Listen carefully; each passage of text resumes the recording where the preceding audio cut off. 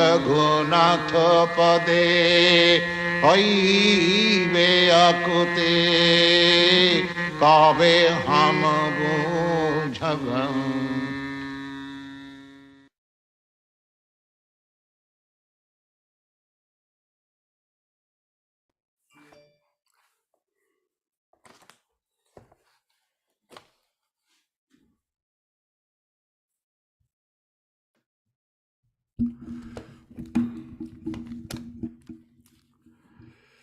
Good evening. Welcome to the Wednesday evening Prabhupada Disciple Hare Krishna Society Teachings of Lord Chaitanya class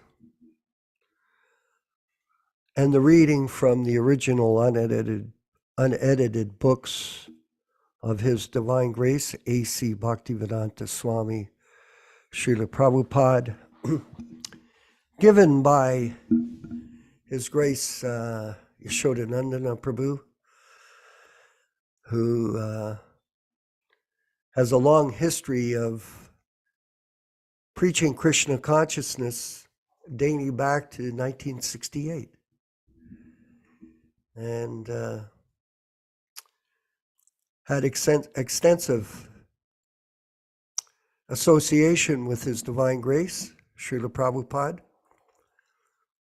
And the classes over the months now have been filled with wonderful personal examples of experience that he had with His Divine Grace during his manifested presence, which is invaluable to all of us, and especially all the new people that are with us in the Prabhupada Disciples Association, Hare Krishna Society.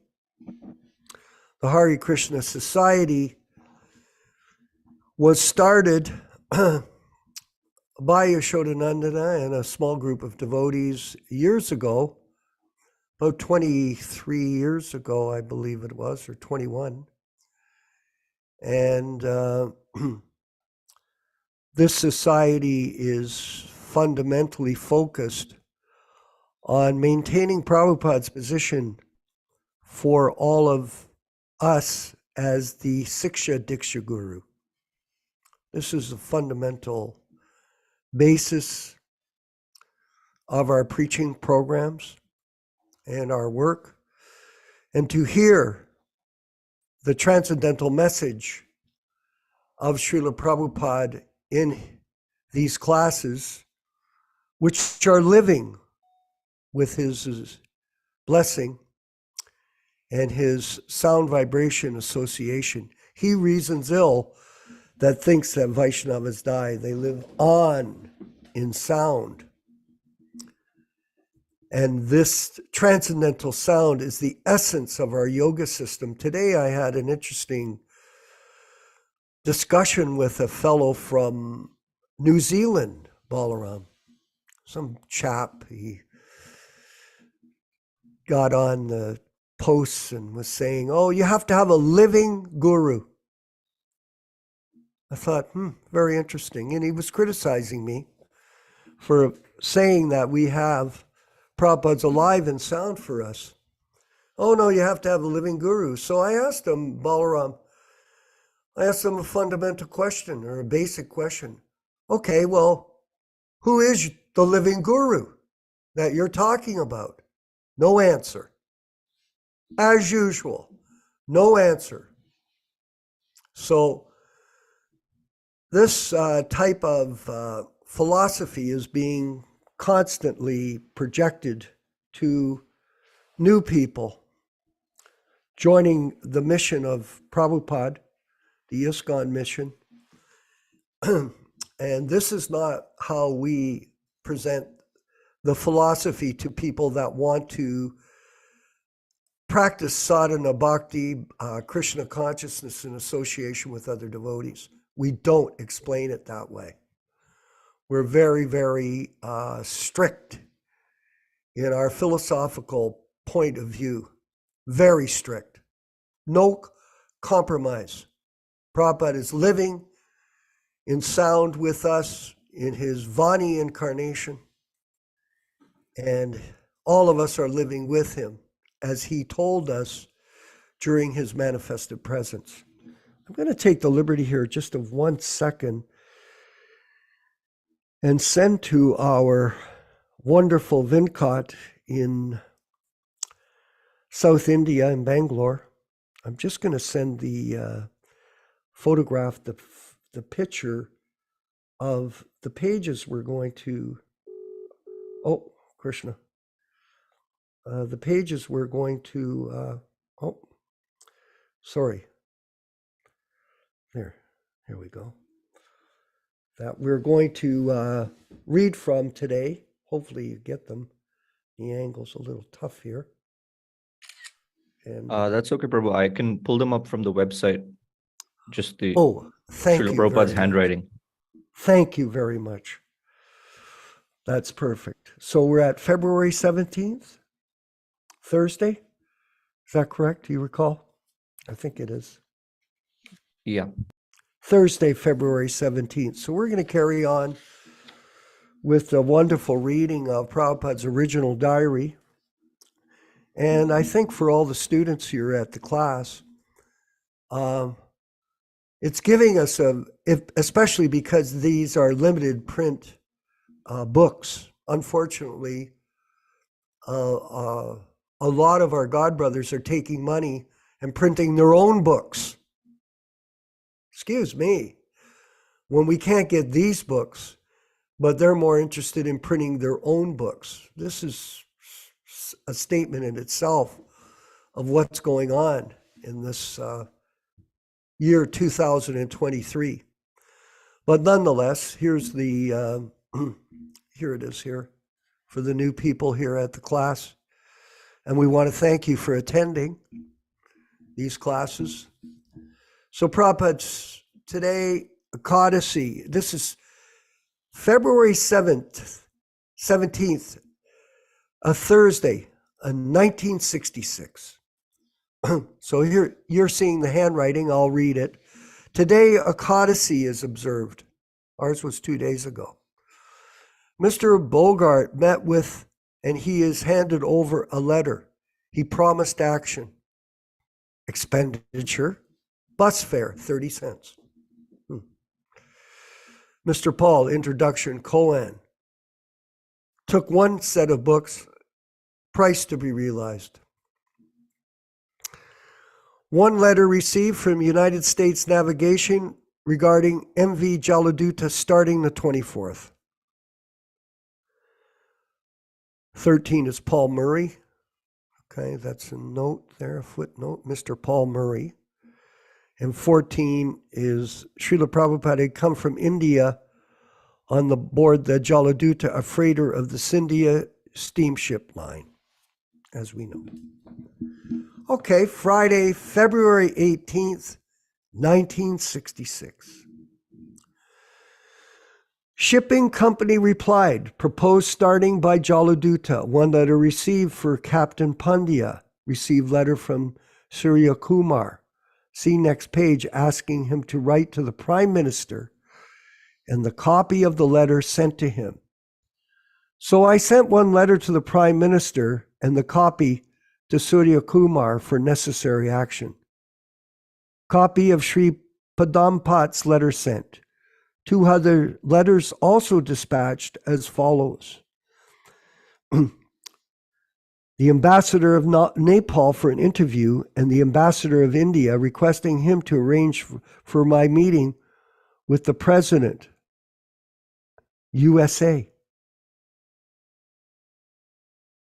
President of USA. What an extraordinary plan of action. And just see how methodical he is in planning all these letters, typing them with his hand typing them on his old style typewriter. Amazing. 2 sets of books brought from Paragon. The man declines to deliver books like this. Sally has not sent the books as yet. Expenditure, bus fare. 15 cents.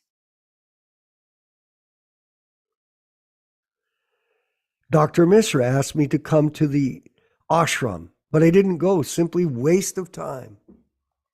Simply waste of time. Prabhupada's being selective, how he uses his time for certain people and for others, not bothering with them. This is what we have to do. Be careful. Avoid bad association. One Polish lady paid me the other day $1. And then there's a caption here, the captain of the MV Jaladuta. And here we are, got this other one last letter. You don't have this letter, Prabhuji? No, I don't think so. Well, what we'll do is maybe we'll table that letter till the next class so I have a chance to... Is it this one, letter to Sir Padampat Singhania?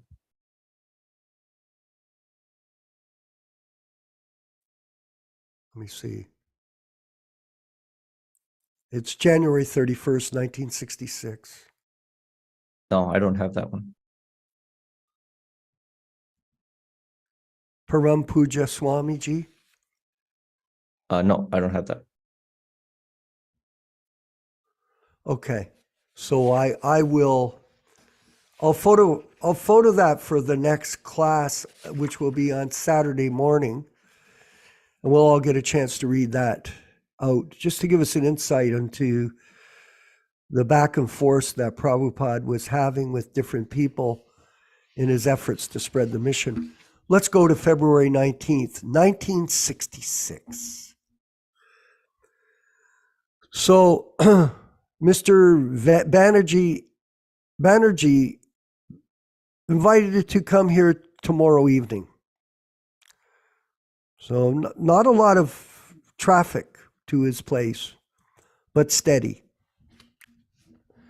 Expenditure, butter, 40 cents. In the evening, Mr. Paul and Mrs. LeBlanc came, attended a meeting from 6 to 8:30 p.m. So that was 2.5 hours, so it's quite an extensive conversation. And Prabhupada is making every effort to preach to whoever would come and listen to him. So we should never be discouraged, ever, if there's just 1 or 2 people or 3 people a day, because Prabhupada obviously maintained his enthusiasm despite the numbers. Some people, they're only interested, well, how many people are going to be there? No, it's simply a matter of doing your duty. February 20th, that's a Sunday, 1966. Today, Mr. Banerjee did not come, Cohen and Salak came. So this Banerjee guy is flaking out. Introduction to Gita Upanishad recorded 2 sides, 3 hours. No expenditures. So he recorded the introduction, and this latter became the introduction to the Bhagavad Gita as it is. So Prabhupada putting in his time intelligently and with determination to spread the Krishna Consciousness movement in New York in 1966. Now we're going to go forward with the class. We're going to ask Venkat in South India, Bangalore, to please play the Jaya Radha Madhava bhajan, sung by Prabhupada, to begin the class. All glories to Srila Prabhupada.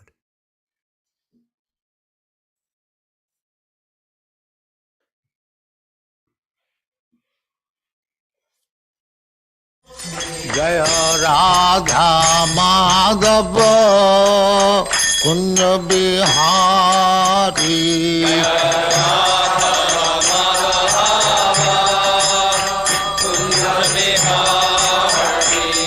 Jaya Radha Madhava Kunja Bihari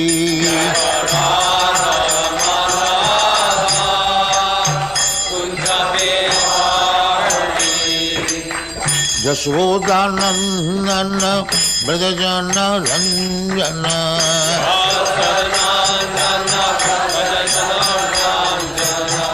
Yaśodā-nandana Brajajana Ranjana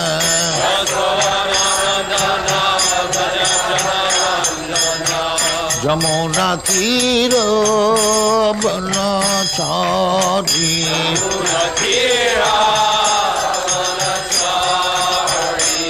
Jamuna Tira Banachari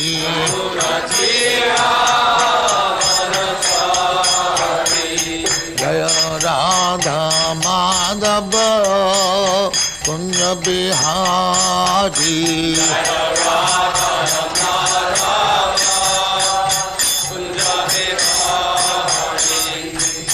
Gopi Jana Vallabha Girivaradhari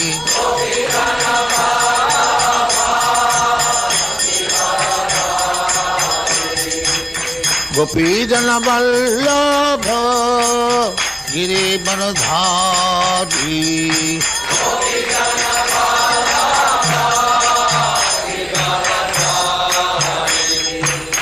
Yaśodā-nandana Brajajana Ranjana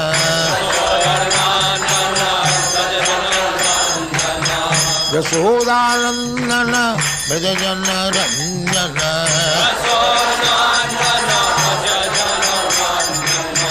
Jamuna Tira Banachari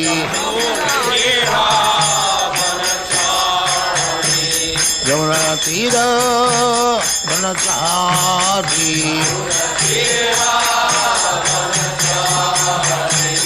Jaya Radha Madhava Kunja Bihari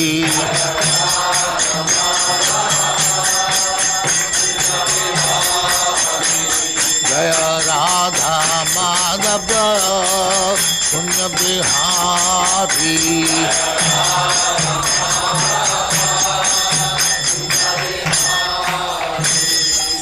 Jaya Muspa Paramahansa Parivrajagācārya Sattvaresvara Bhaktivedanta Saraswati Goswami Prabhupāda ki Jai Ananta Koti Vaishnava ki Jai Nāmācārya Sri Haridas Thakur ki Jai Prem se kaho Sri Krishna Caitanya Prabhu Nityananda Sri Advaita Gadadhar Srivāsadi Gaur Bhaktivinoda ki Jai Sri Sri Radha Krishna Mokh Gopinath Sam Khand Radha Khand Girivardhan ki Jai Vrindavan Dham ki Jai Navadvip Dham ki Jai Ganga Mai ki Jai Jamuna Mai ki Jai Guru Dwarka Dham ki Jai Swami Bhaktivedanta ki Jai All glories to their Summit.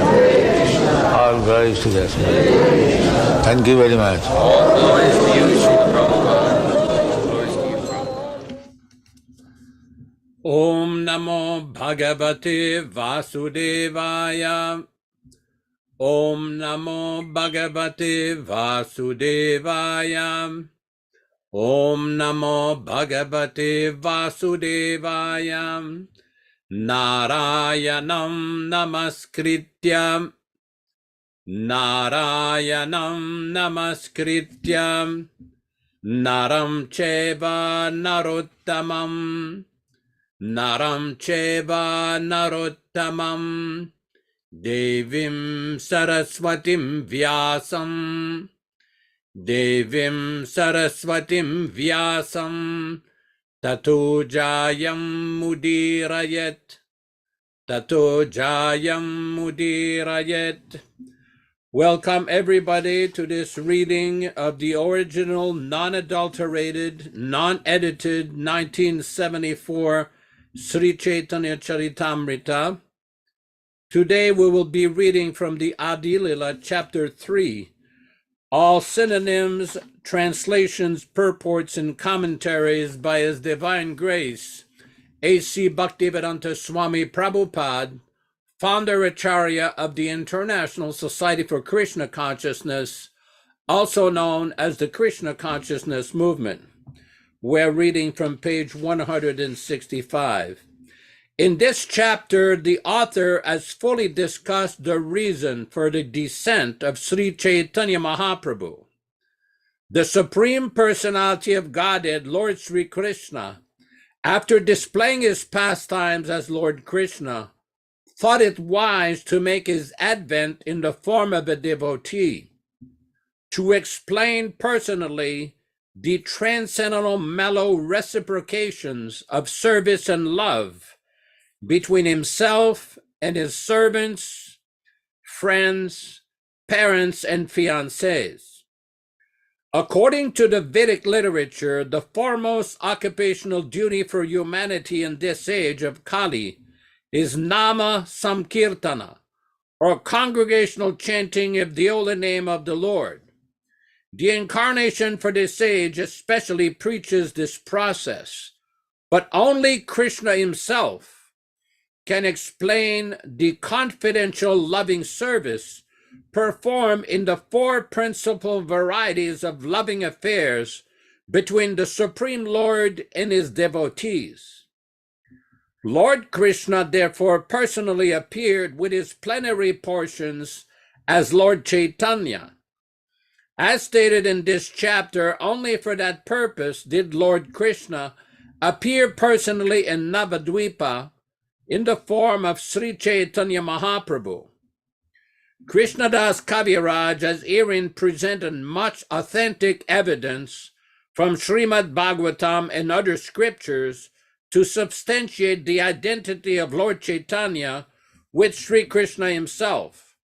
He has described bodily symptoms in Lord Chaitanya that are visible only in the person of the Supreme Lord. And he has proved that Lord Chaitanya appeared with his personal associates like Sri Nityananda, Advaita, Gadadhara, Srivasa, and other devotees to preach the special significance of chanting Hare Krishna. The appearance of Lord Chaitanya is both significant and confidential. He can be appreciated only by pure devotees and only through the process of devotional service. The Lord tried to conceal his identity as the Supreme Personality of Godhead by representing himself as a devotee. But his pure devotees can recognize him by his special features. The Vedas and Puranas foretell the appearance of Lord Chaitanya, but still he is sometimes called significantly the concealed descent of the Supreme Personality of Godhead. Advaita-ācārya was a contemporary of Lord Chaitanya's father. He felt sorry for the condition of the world because even after Lord Krishna's appearance, no one had interest in devotional service to Krishna.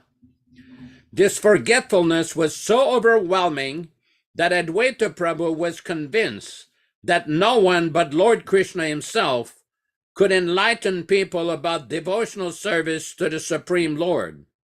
Therefore, Advaita requested Lord Krishna to appear as Lord Chaitanya.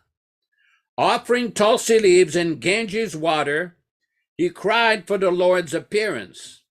The Lord, being satisfied by his pure devotees, descends to satisfy them. As such, being pleased by Advaita-ācārya, Lord Chaitanya appeared. It seems in the beginning of this class I forgot to read our standard introductory verses from the Sri Caitanya-caritāmṛta, and I'll do that now. These verses are from the Adi Lila chapter 1, text 18 through 21-22. Jai Jai Sri Chaitanya Jai Nityananda Jaya Advaita Chandra Jaya Gaura Bhakta Vrinda. Glory to Sri Chaitanya and Nityananda. Glory to Advaita Chandra. And glory to all the devotees of Sri Gaura, Lord Chaitanya. Text 19. Etina Thakur Gaudiya ke Kariya Chenayatma Sat. Etiniro Charana Vandana Tire Morenat. Translation. These three deities of Vrindavana, Madan Mohan, Govinda, and Gopinatha have absorbed the heart and soul of the Gaudiya Vaishnavas, followers of Lord Chaitanya.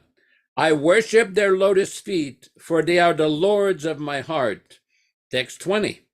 Grantera Rambikari Mangala Charana, Guru Vaishnav Bhagavan Tinera Smarana. Translation.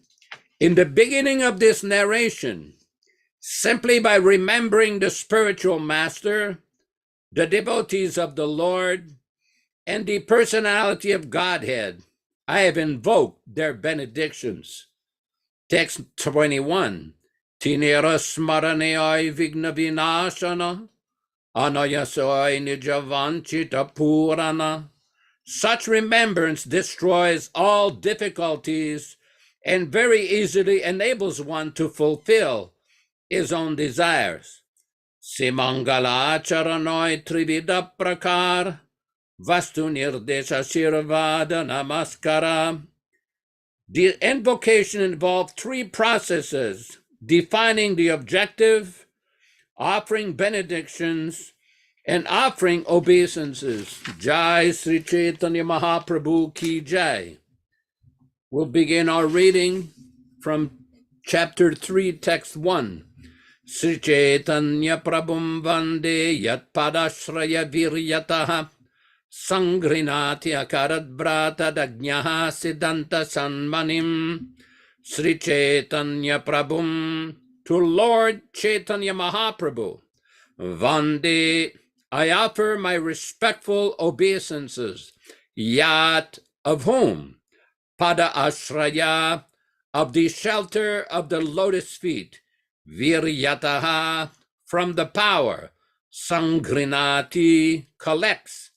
Akarabratat, from the multitude of minds in the form of scriptures. Agnaha, a fool. Siddhanta, of conclusion. Satmanin, the best jewels. Translation by Srila Prabhupada. I offer my respectful obeisances to Sri Chaitanya Mahaprabhu. By the potency of the shelter of his lotus feet, even a fool can collect the valuable jewels of conclusive truth from the minds of the revealed scriptures. Text 2. Jai Jai Sri Chaitanya Jai Nityananda Jaya Dvaita Chandra Jaya Gaura Bhakta Vrinda. Jai Jai, all glories, Sri Chaitanya, to Lord Chaitanya Mahaprabhu.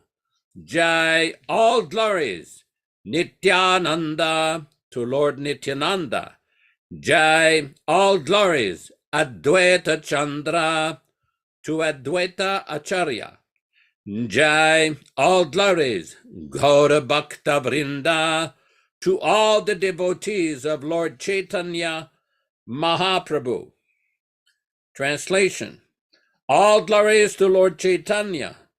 All glories to Lord Nityananda. All glories to Advaita Chandra, and all glories to all the devotees of Lord Chaitanya. Tritiya shlokera artha koela vivaran. Chaturta shlokera artha shuna bhaktagan. Tritiya. Third shlokera of the verse. Artha, meaning. Koela, there was. Vivarana, description. Chaturta, fourth. Shlokera, of the verse. Artha, meaning. Shuna, please hear. Bhaktagan, O devotees. I have given the purport of the third verse. Now, O devotees, please listen to the meaning of the fourth with full attention. Text number 4. Anarapita charim chirata karunaya vatirna kalu samarpayito monato jvalarasam svabhakti shriyam harihi purata sundara dhyutika damba sandipitaha sadardaya kandaresh puratuva sachinandanaha. Anarpita, not bestowed. Charim, having been formerly. Chirat, for a long time, Karunaya, by causeless mercy, Avatirnaha, descended, Kalau, in the age of Kali, Samarpayitum, to bestow, Unnata, elevated, Ujvalarasam, the conjugal mellow, Svabhakti, of his own service, Shriyam, the treasure, Arihi, the Supreme Lord, Purata, then gold, Sundara, more beautiful, beauty of splendor, Kadamba, with a multitude, Sandipitaha, illuminated, Sada, always, Hridaya Kandari, in the cavity of the heart, Puratu, let him be manifest, Vaha, your, Sachinandanaha, the son of Mother Sachi. Translation: May that Lord, who is known as the son of Srimati Sachi Devi, be transcendently situated in the innermost core of your heart. Resplendent with the radiance of molten gold, he has descended in the age of Kali by his causeless mercy to bestow what no incarnation has ever offered before, the most elevated mellow of devotional service, the mellow of conjugal love. Purport: This is a quotation from the Vidagdha Madhava, a drama compiled and edited by Srila Rupa Goswami. Text number 5. Purna Bhagavan Krishna Vrajendra Kumar Golika Vrajera Saha Nitya Vihar. Purna, full. Bhagavan, the Supreme Personality of Godhead. Krishna, Lord Krishna.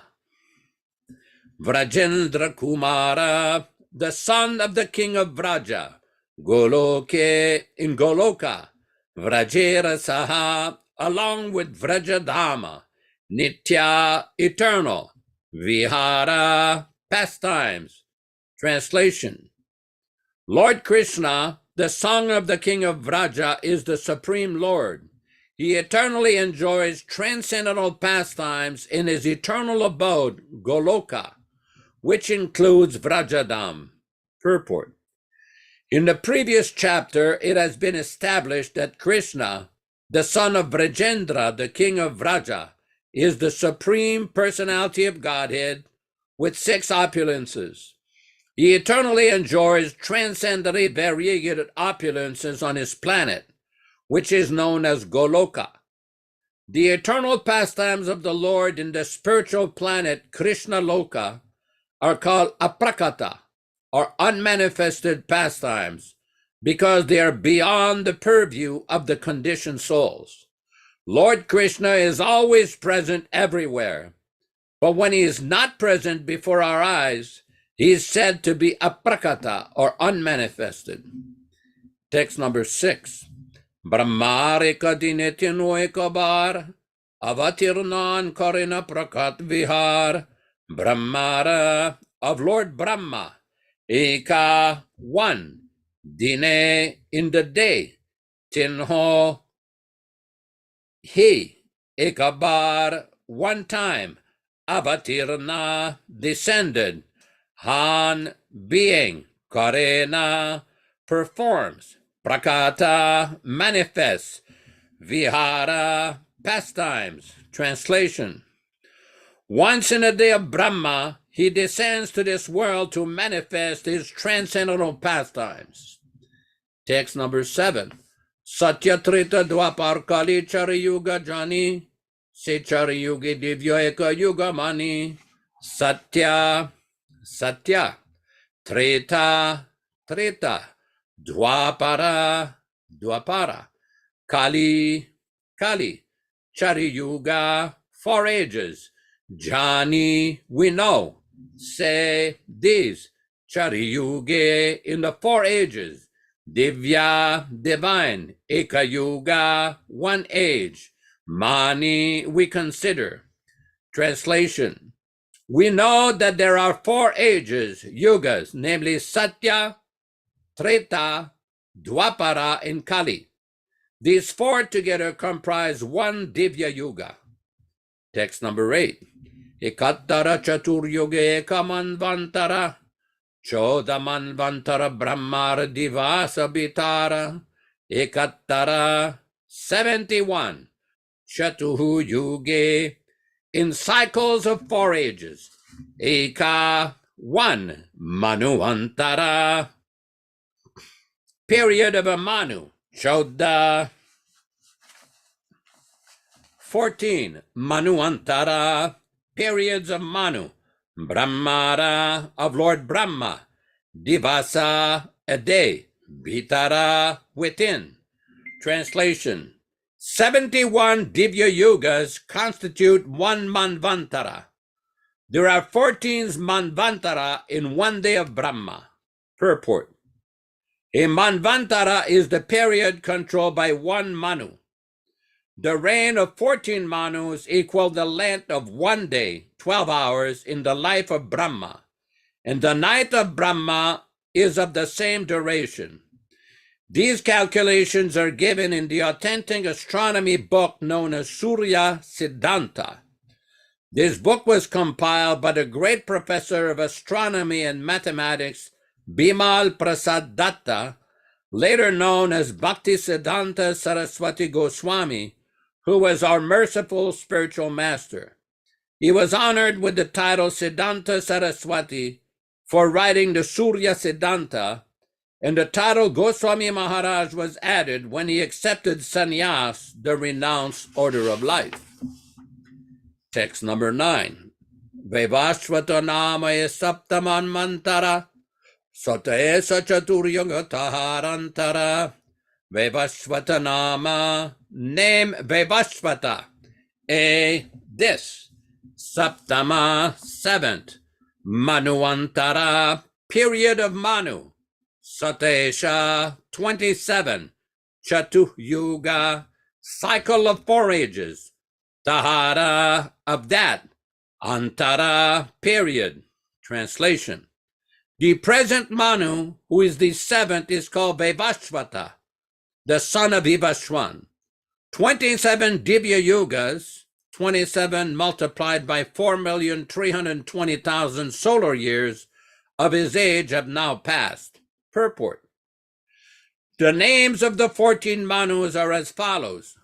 1 Swayambhuva, 2 Svarochisa, 3 Uttama, 4 Tamasa, 5 Raivata, 6 Chakshusha, 7 Vaivasvata, 8 Savarni, 9 Daksha Savarni, 10 Brahma Savarni, 11 Dharma Savarni, 12 Rudraputra, Rudra Savarni, 13 Rauchya or Deva Savarni, 14 in Bhautyaka or Indra Savarni. Text number 10. Ashtavyam Shataturyaga Dwapare Shashe Vrajera Sahite Hare Krishna Prakashi Ashtavyamsha 28 Chatu Yuge in the cycle of 4 ages, Dwaparera of the Dwapara Yuga, Sheshe at the end, Vrajera Sahite along with Vraja, Haya is Krishnera of Lord Krishna, Prakashi manifestation. Translation: at the end of the Dwapara Yuga, of the 28 Divya Yuga, Lord Krishna appears on earth with the full paraphernalia of his eternal Vrajadham. Purport: now is the term of Vaivashvata Manu, during which Lord Chaitanya appears. First, Lord Krishna appears at the close of the Dwapara Yuga of the 28 Divya Yuga, and then Lord Chaitanya appears in the Kali Yuga of the same Divya Yuga. Lord Krishna and Lord Chaitanya appears once in each day of Brahma, or once in 14 Manvantaras, each of 71 Divya Yugas in duration. From the beginning of Brahma's day of 4,320 million years, 6 Manus appear and disappear before Lord Krishna appears. Thus, 1,975,320,000 years of the day of Brahma elapse before the appearance of Lord Krishna. This is an astronomical calculation according to solar years. Text 11.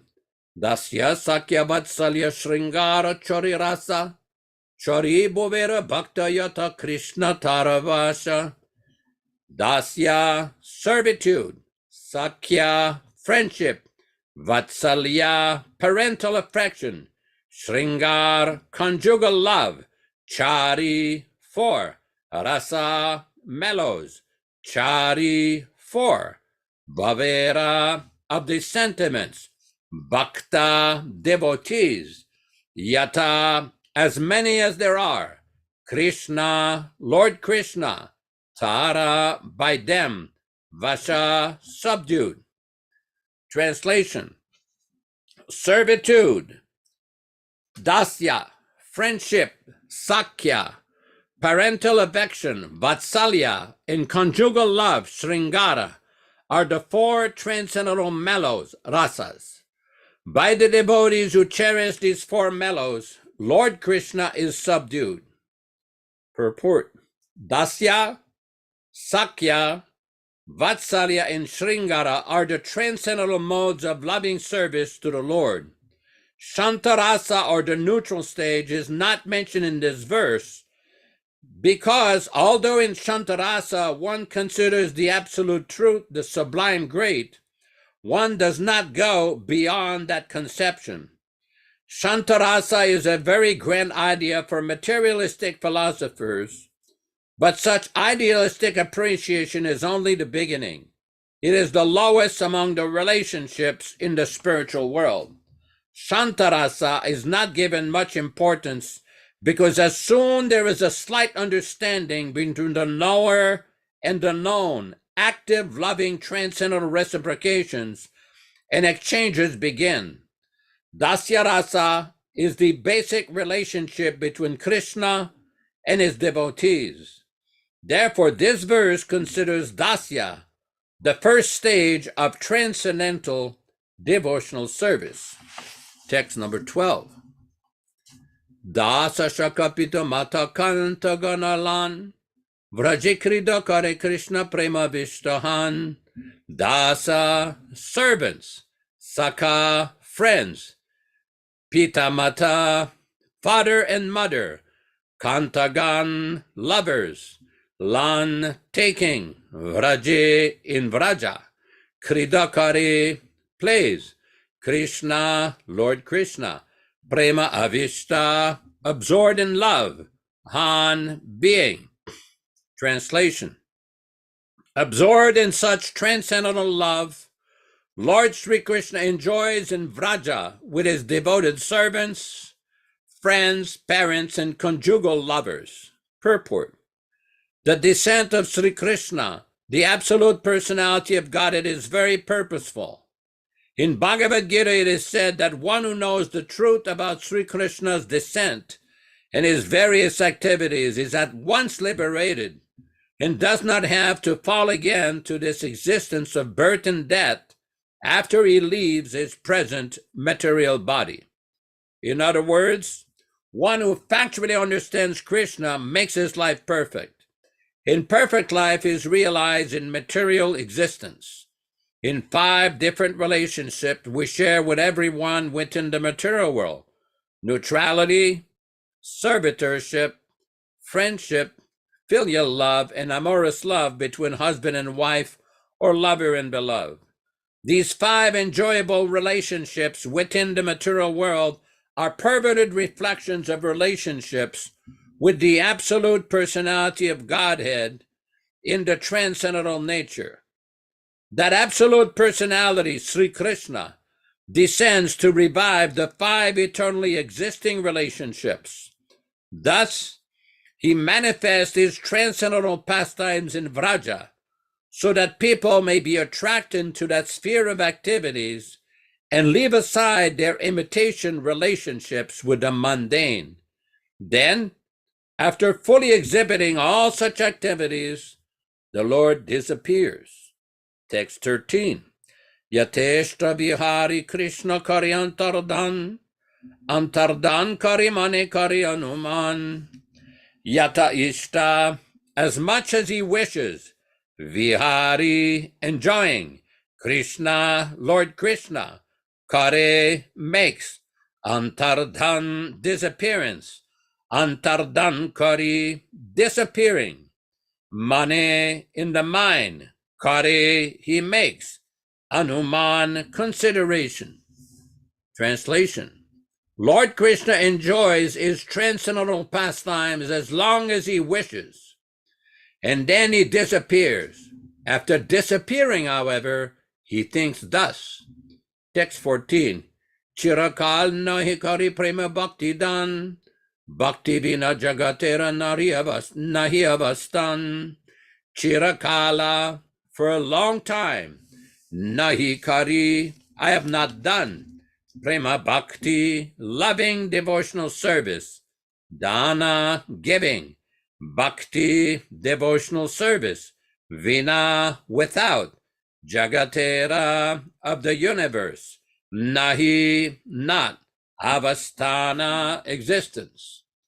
Translation: For a long time I have not bestowed unalloyed loving service to me upon the inhabitants of the world. Without such loving attachment, the existence of the material world is useless. Purport: The Lord seldom awards pure transcendental love, but without such pure love of God, freed from fruitive activities and impairing speculation, one cannot attain perfection in life.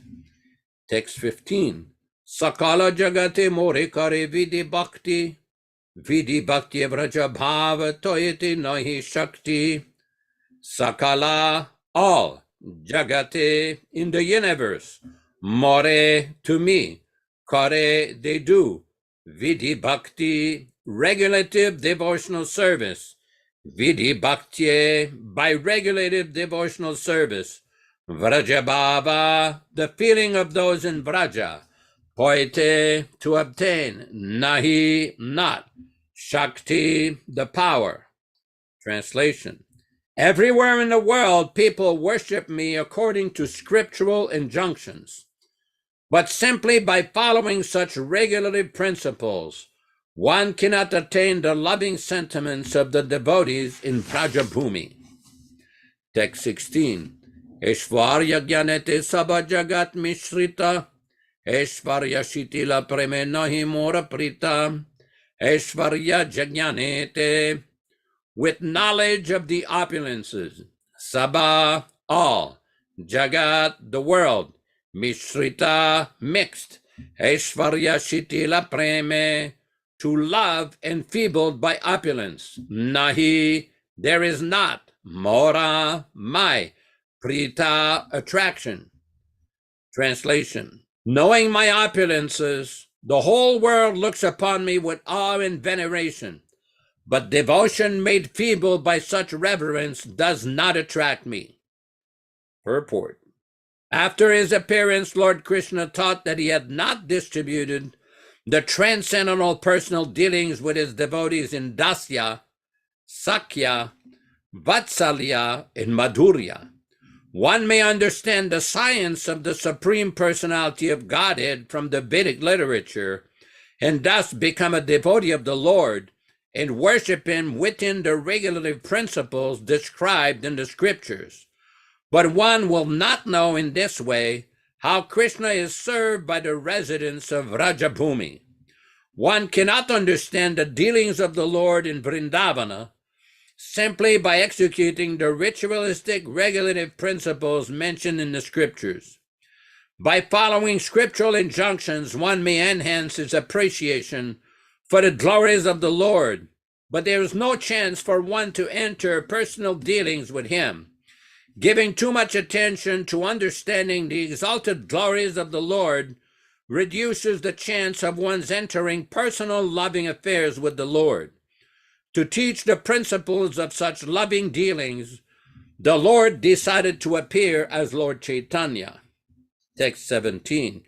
Eshvarya jnane vidhi bhajan koriya, Caitanya-caritāmṛta muktipana, Aishvarya jnane, in knowledge of the opulences, Vidhi, according to rules and regulations, Bhajana, worship, Karya, doing, Vaikuntake, to Vaikuntha, Yaya, they go, Chatuvidha, 4 kinds, Mukti, liberation, Pana, achieving.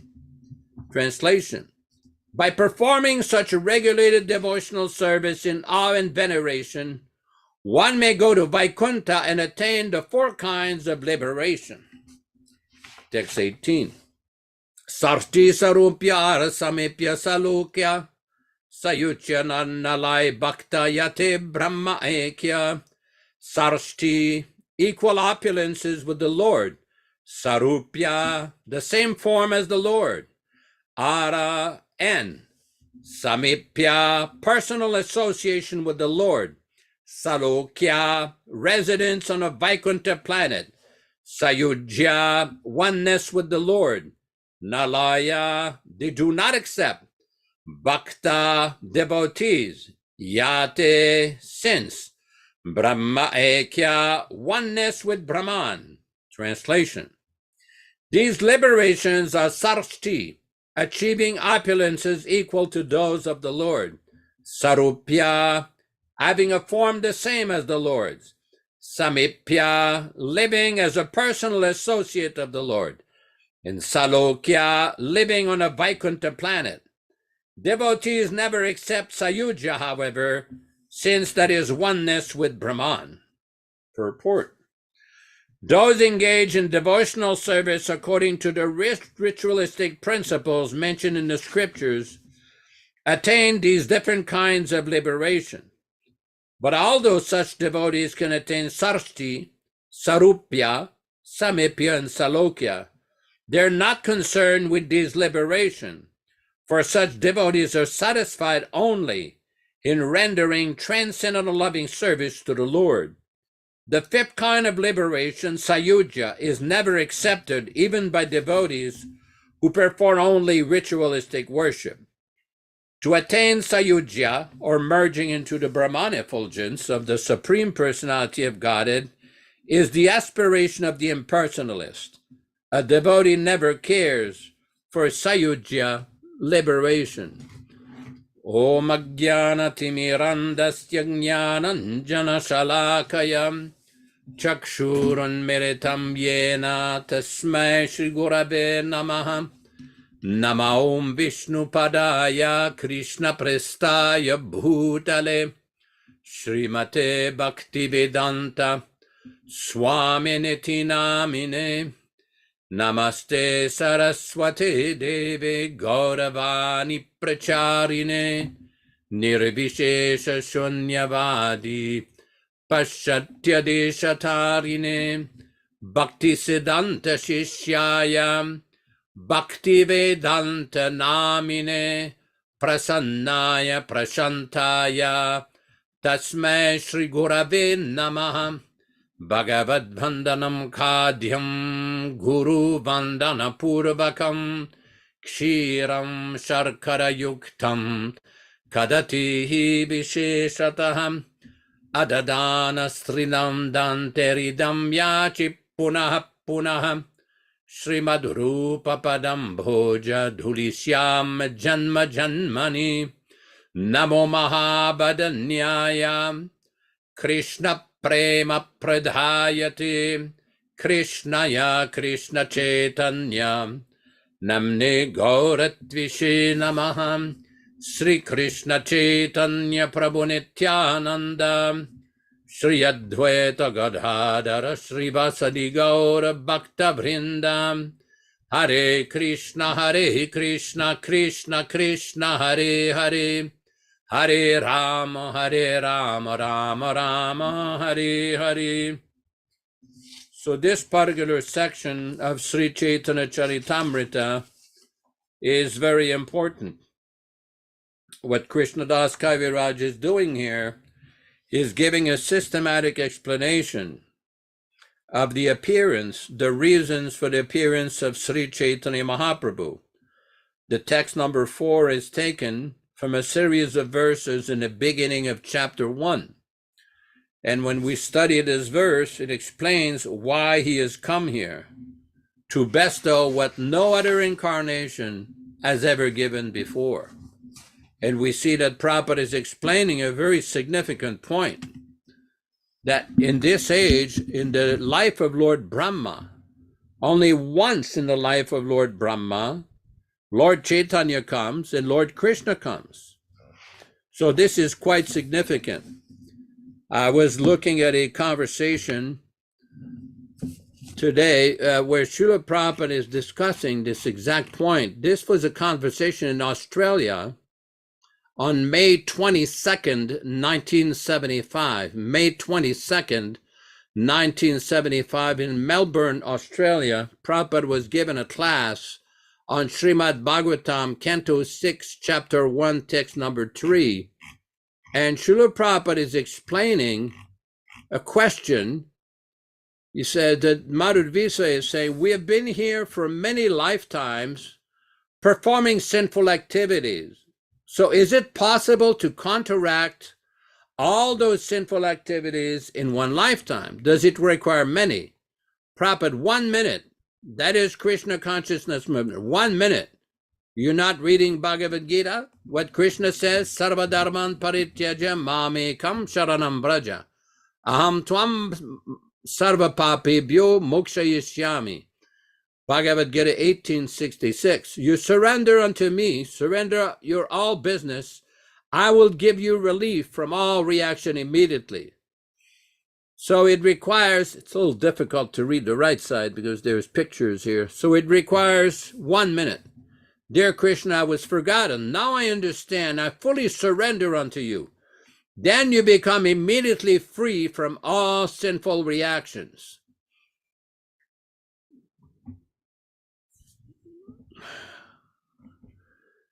Immediately. So it requires 1 minute. My dear Krishna, I was forgotten. Now I understand. I fully surrender unto you. Without any reservation, without any politics, if you fully surrender, Krishna is assuring, Aham Tvam Sarva Papebhyo Mokshayima Suchaha. He reassures, don't worry whether I will be able to give you relief from all reaction. Ma Suchaha. Finish. Guaranteed you do this. So how much time it requires to surrender to Krishna? Immediately you can do that. Surrender means you surrender and work as Krishna says. That is surrender. What Krishna says to do. Manmana vamamad bhakto madhyaji mam namaskuru. Bhagavad Gita 1865. 4 things. You always think of me. You become my devotee. You worship me and offer your respectful obeisances unto me. You do these 4 things. That is full surrender. Mame veshyasi asamshaya. Then you come to me without any doubt. Everything is there. Krishna has given everything fully. If you accept it, then life is very simple. There is no difficulty. Yes. Devotee, how long do you say before Krishna comes to this planet again in his physical and human form? Prabhupada, now calculate. I've already given the duration of 1 day, 12 hours of Brahma means 4,300,000 years multiplied by 1,000. When it comes, 4,300,000 years multiplied by 1,000. Devotees, 4,300 million. No, Prabhupada, no. Paramamsa, 4,300,000,000. Prabhupada, oh, difference of opinion. Laughter. Madhudvisa, in Australia, they calculate different. Laughter. Prabhupada, anyway, what is your Australian calculation? Let me know. Madhudvisa, that's true. Their billion is something else. Prabhupada, anyway, I give you the right figure, 4 million, according to American or English calculation. 4,300,000 years and multiply it by 1,000. Then what it comes according to English calculation, Paramamsa, 4,300,000,000. Prabhupada, that is 12 hours. And add again 12 hours night, then 8,600,000,000. Paramamsa, 600 million. Prabhupada, So Krishna comes after this period, laughter. In one day, after one day of Brahma, he appears.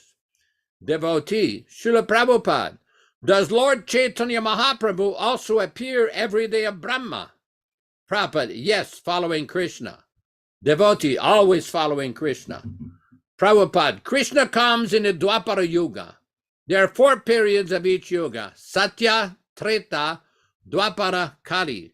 So Krishna comes the end of Dwapara Yuga, and, and Chaitanya Mahaprabhu comes in the Kali Yuga. So almost about the same year, same circulation. Just like the sun appears after so many hours, it is like that. And the sun does not disappear. Sun is already there in the sky. It may not be in Australia's vision, but it may be in other countries' vision. The sun is not dead. Similarly, Krishna appears by rotation in this universe after so many years, 8 billion and 9 billion years. So next he goes to another universe, just like the sun. After disappearance from Australia, it goes to another country. Similarly, Krishna, after finishing his business in this universe, he goes to another universe. In this way, the rotation takes 8 million, 9 billion years. Just imagine how many universes are there. He stays in one universe for 125 years. Everything is there, calculation in the Shastras. Now we can imagine how many universes are there. That is altogether material world. That is stated. Atava bhaunetena kim yatena tavarjuna. Vishtabhyaham idam kritsnam ekam sena stito jagat. Bhagavad Gita 10:42. This material creation is 1/4 creation of the whole God's property. And the 3/4 part, it is in the spiritual world. That is God, not that cheap God, am God in this God. We don't accept cheap God. Devotee, because you're here and all the devotees here are your disciples, Srila Prabhupada, eternal disciples, eternal servitors. But what if we have to take birth in the material world in the next life? How will we be able to render direct service unto you? Prabhupada, even if you remain in the material world, if you're not completed your spiritual life, still you will get good birth. Suchinam srimatam gehe yoga brashtoho sanjayate. Bhagavad Gita 6:41. One who is failure in completing Krishna consciousness, then he is given next chance in a very aristocratic family, a very nice pure Brahman's family, so that he can again cultivate Krishna consciousness next chance. Will that mean taking initiation from another guru, or will he remain your eternal servant? Madhvisa, his question was, when we take initiation from you, we understand that we become your eternal servitors. Prabhupada, yes. Madhvisa, but if we have to come again to another birth, Prabhupada, but if you remain eternally in the instruction, and if you fall from the instruction, how can you remain eternal? You have to stay on the platform. Then eternally you are safe.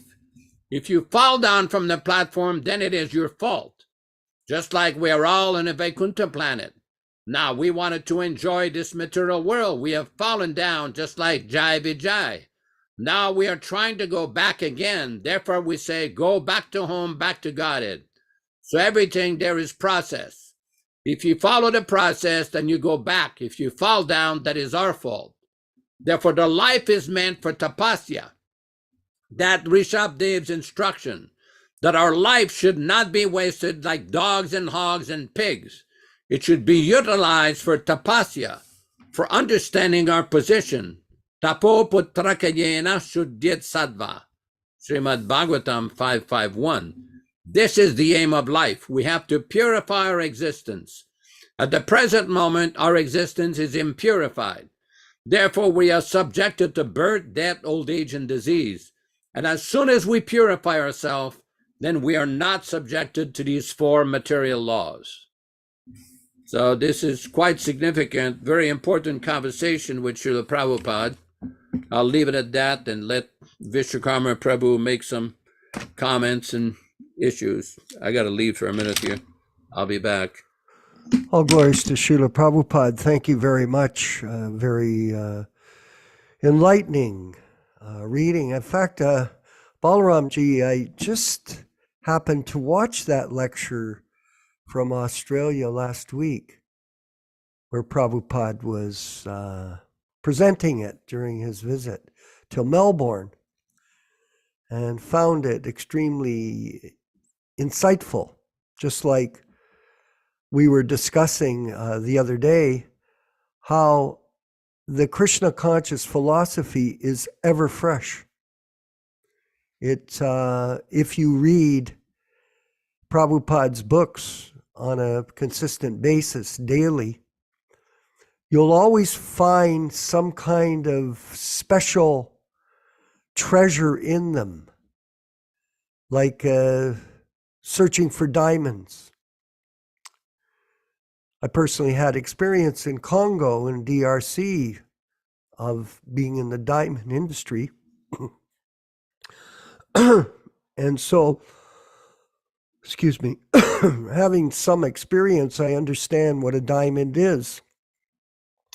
But real diamonds, not rough diamonds, but the real diamonds of truth that Prabhupada delivers to us in his books are something that can enable us to get out of this material world, which is our mission, to liberate ourselves and others from this conditioned life of material repetition of birth and death, which has been going on for millions and millions of years. Here we saw Prabhupada discussing time in terms of the life of Lord Brahma, 4,300,000 years times 1,000. I'm not sure if that's 4 trillion, 4 billion, but at any rate,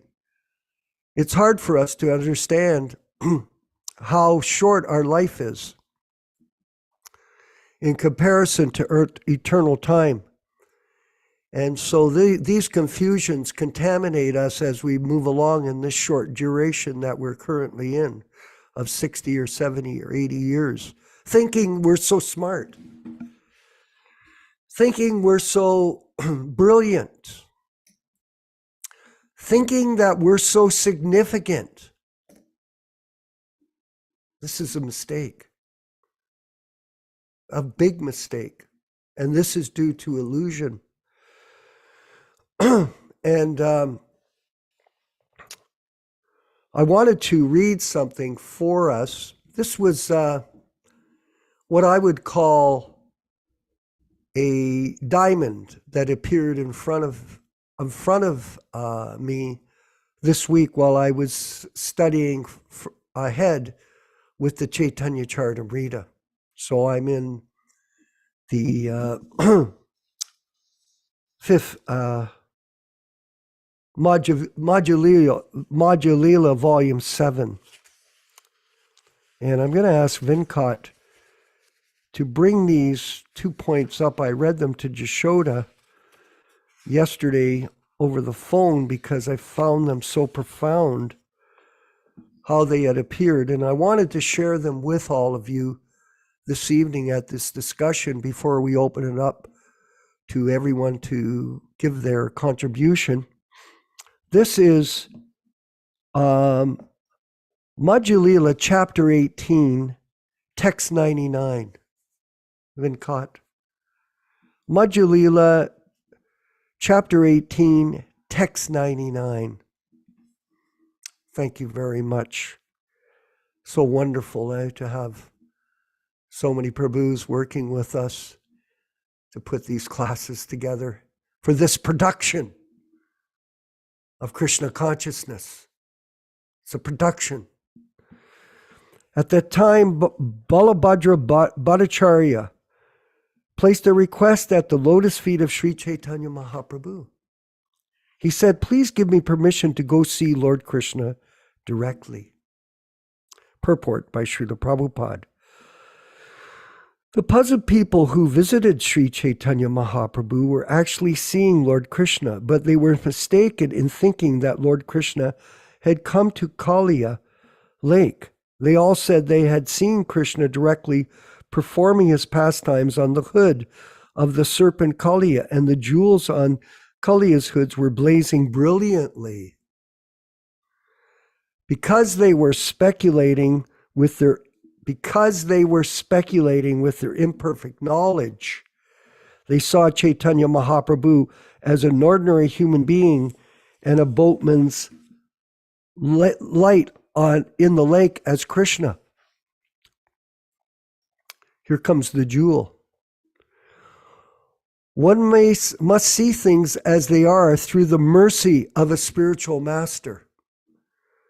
Otherwise, if one tries to see Krishna directly, he may mistake an ordinary man for Krishna, or Krishna for an ordinary man.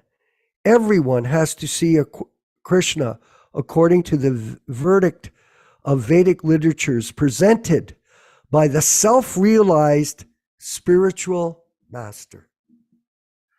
A sincere person is able to see Krishna through the transparent via medium of Gurudev, the spiritual master. Unless one is enlightened by the knowledge given by the spiritual master, he cannot see things as they are, even though he remains constantly with the spiritual master. This incident of Kaliya Daha is very instructive for those eager to advance in Krishna consciousness. I'll read it back. A sincere person who's able to see Krishna through the transparent via media is a medium of Sri Gurudev, the spiritual master. Now, Prabhupada's referring, of course, to his spiritual master, and he's giving us insight on how we see Krishna through our spiritual master. Prabhupada lives in his Vani incarnation. Now, we'll move forward here. Here's the last section of these jewels that I discovered. This is Chapter 18, Text 115 of Madhya Lila, the Lord's visit to Sri Vrindavan.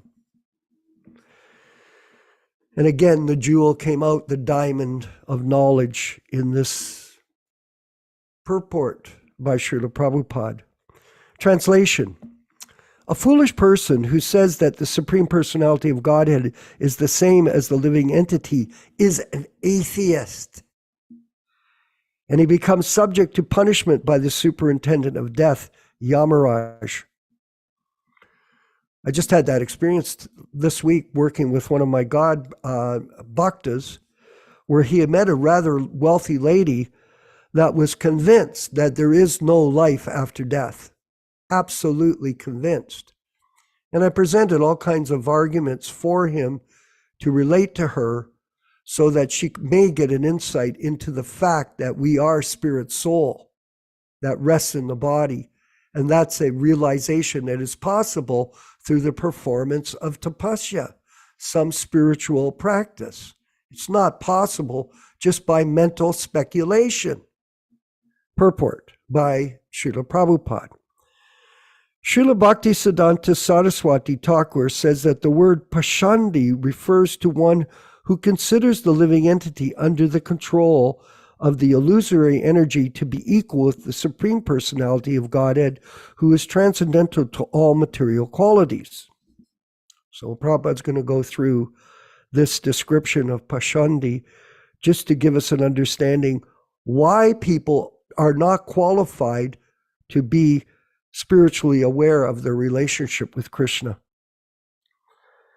Another kind of Pashandi is one who does not believe in the spirit soul, the superior potency of the Lord, and therefore does not distinguish between spirit and matter.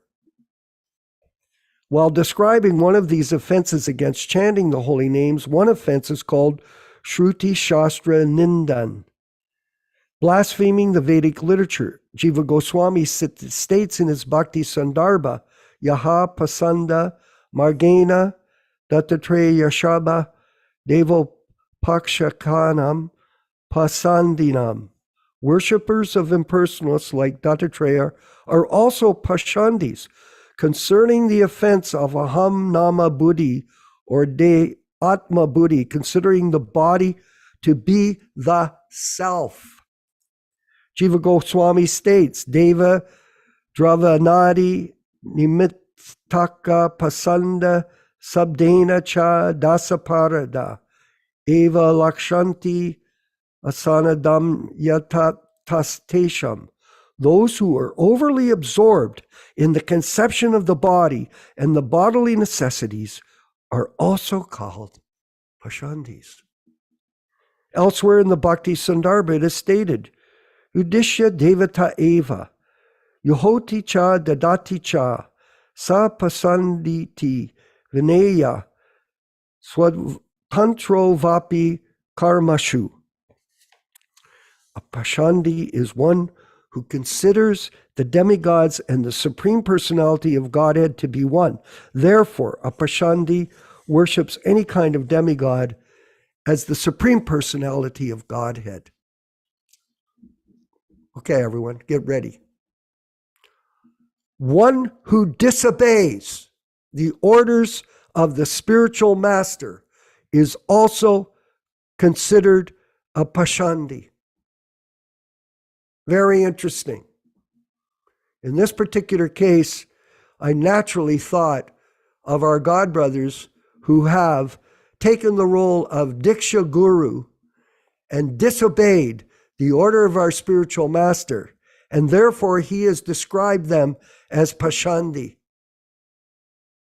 And if you're a Pashandi, how are you qualified to go back to Godhead or deliver transcendental knowledge to other people that can go back to Godhead because you've taken that position of disobedience of the orders of the spiritual master? This is not, Yaśodā Prabhu was speaking last week very emotionally about this, and I thought about it, and I said to myself, although it's a very intense delivery, it is very important for everyone to really understand the state of affairs that's going on in Prabhupada's mission after his demise. What a tragedy.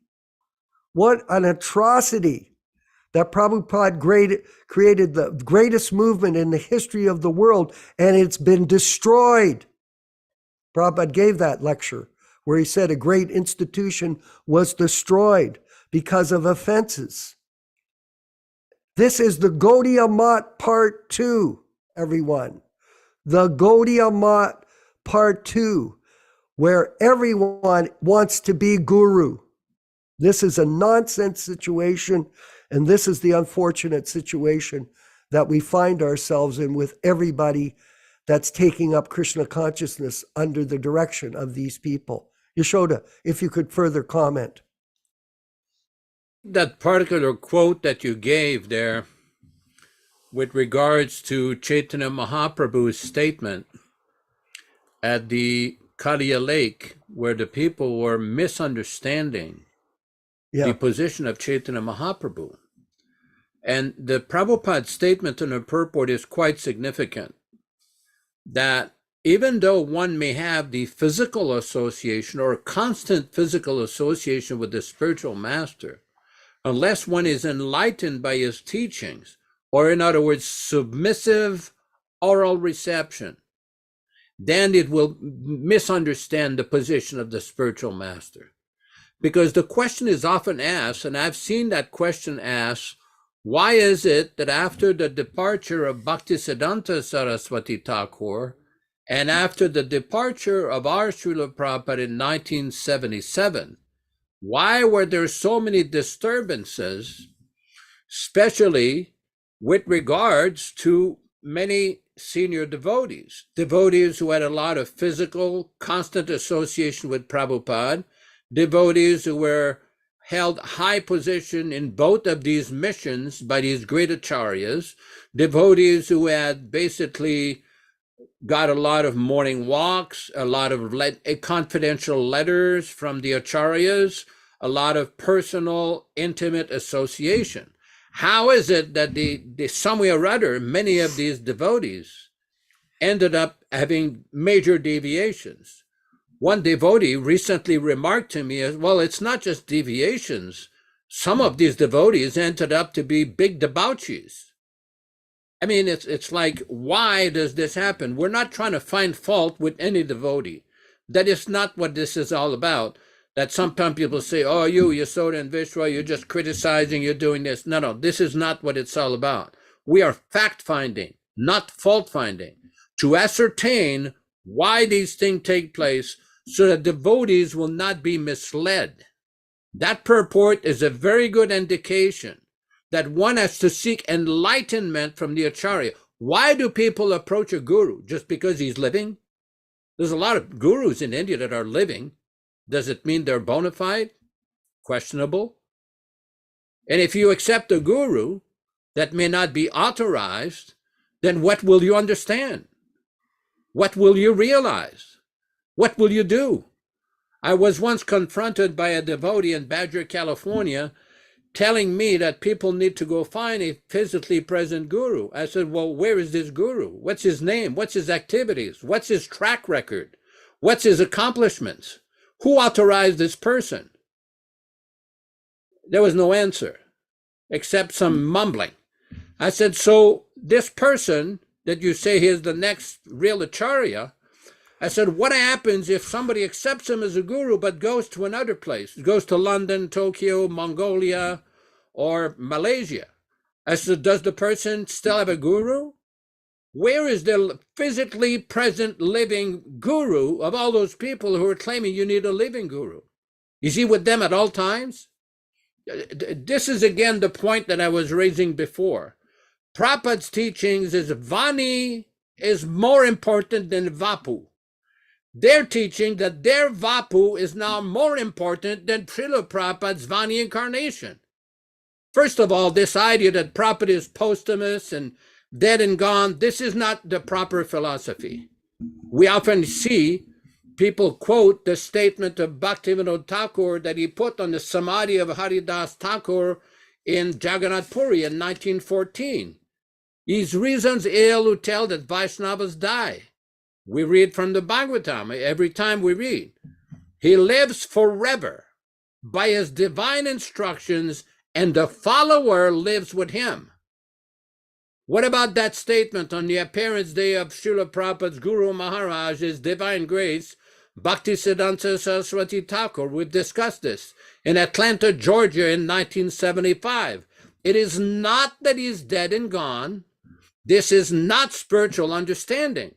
We are a spiritual philosophy, not a body-conscious philosophy. Yes, physicality is also there. Prabhupada took that into account. But Prabhupada was concerned about this great crack of misunderstanding, misinterpreting, and misapplying his instructions. He saw that in the mission of his Guru Maharaj. And we've seen the same thing happen in his mission. So much misunderstanding, so much confusion. Just like yesterday's on the Prabhupada Disciples Association WhatsApp chat, there was a video of a devotee speaking in Hindi, and I was listening, and at one point he was quoting from the conversation we were discussing last week. That conversation was whether or not Vaishnavacharyas fall down in our sampradaya. The one ISKCON devotee says, well, it's common for them to fall down, and he tried to give the example of Lord Brahma running after his daughter. That Indian devotee corrected him and quoted from that conversation with Srila Prabhupada, where Srila Prabhupada raised the issue, who is that rascal who says that the Acharya doesn't have to be a pure devotee?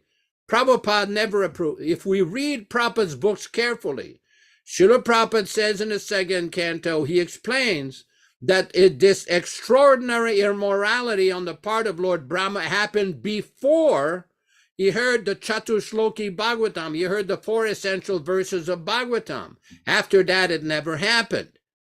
So we have to take shelter of the instruction of the Acharya, then everything becomes clear. Everything is easily understood. But if we speculate, like what the GBC did in August of 1980, trying to explain how 3 Acharyas experienced problems, and they tried to blame it on Lord Brahma.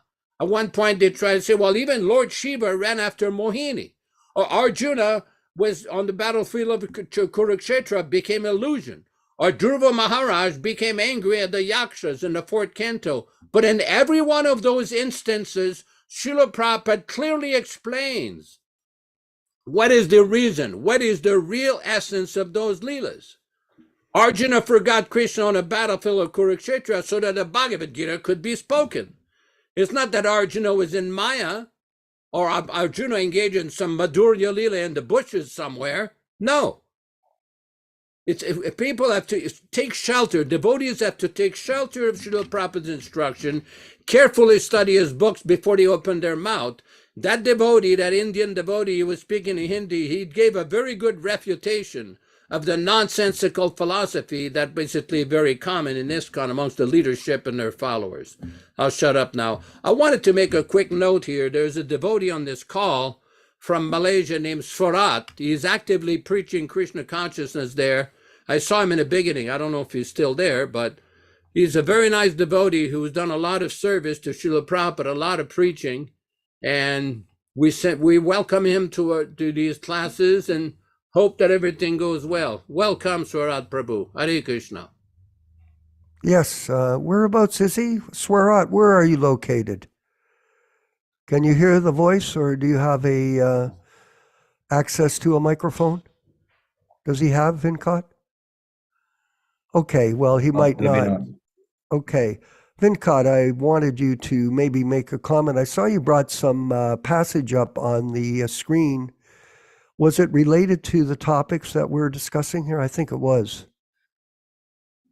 In terms of the... Yeah, this was I was just showing what Yaśodā-nandana Prabhu was talking about, that unless one is enlightened by the knowledge given by the spiritual master, he cannot see things as they are, even though he remains constantly with the spiritual master. So that's what Yaśodā-nandana Prabhu was saying, that it doesn't, I mean, physical association is not more important than the knowledge. Like, we should value the knowledge and, implement it.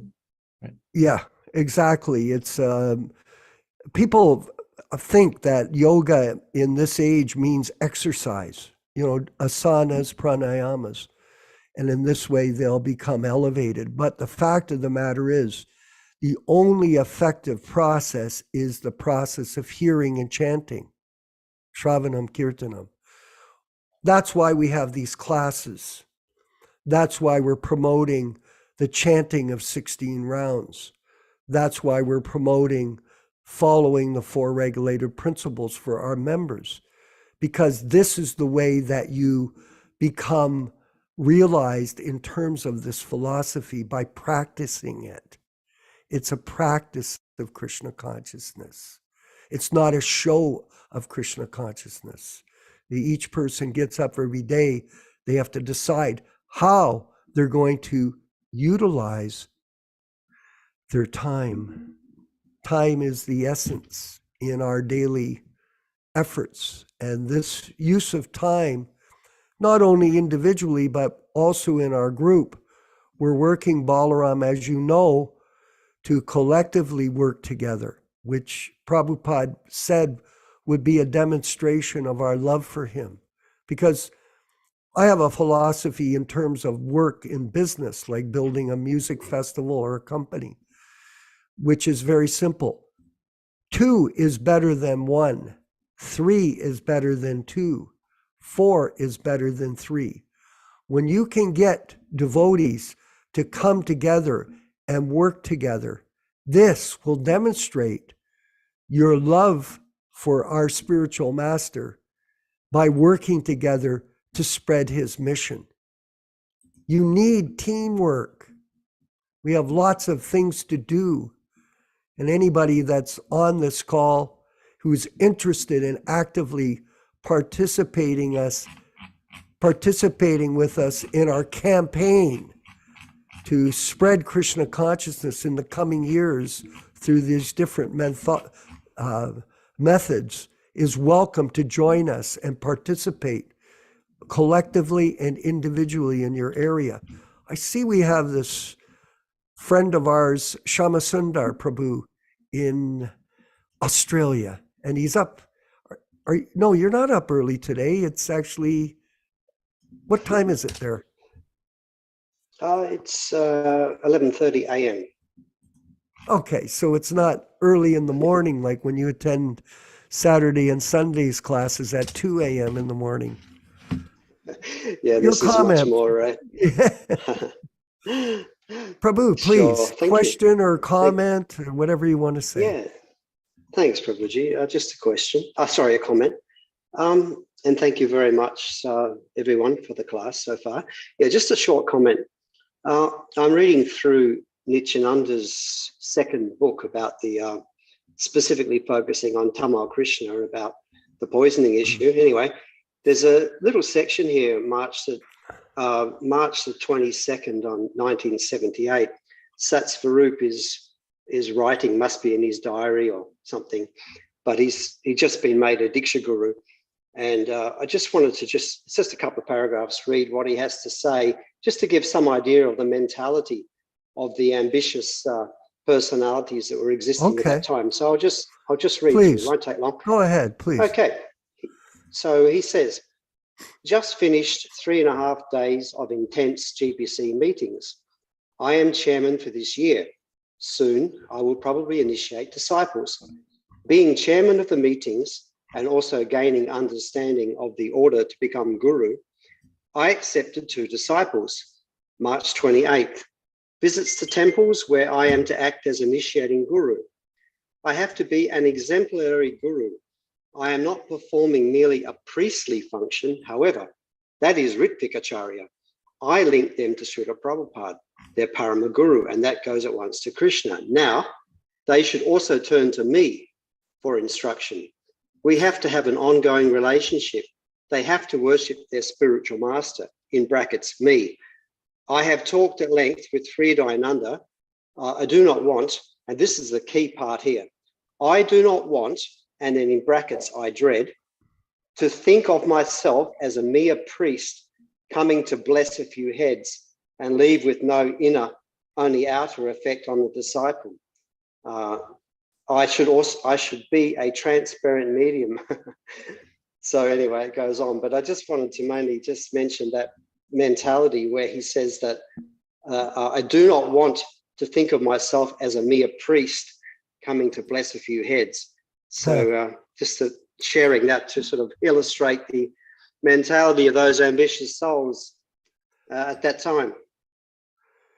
I wanted to further discuss this issue briefly with everyone, and especially for the God brothers that are here that had personal association with Prabhupada back in the 60s and 70s, how our spiritual master was surrounded with a lot of different people, Vijaya Pandit, that were unfortunately contaminated with serious material desires for ambition, as in the case of this reading that we just had from Prabhu there, in terms of Satsvarup, how confused he was, very confused.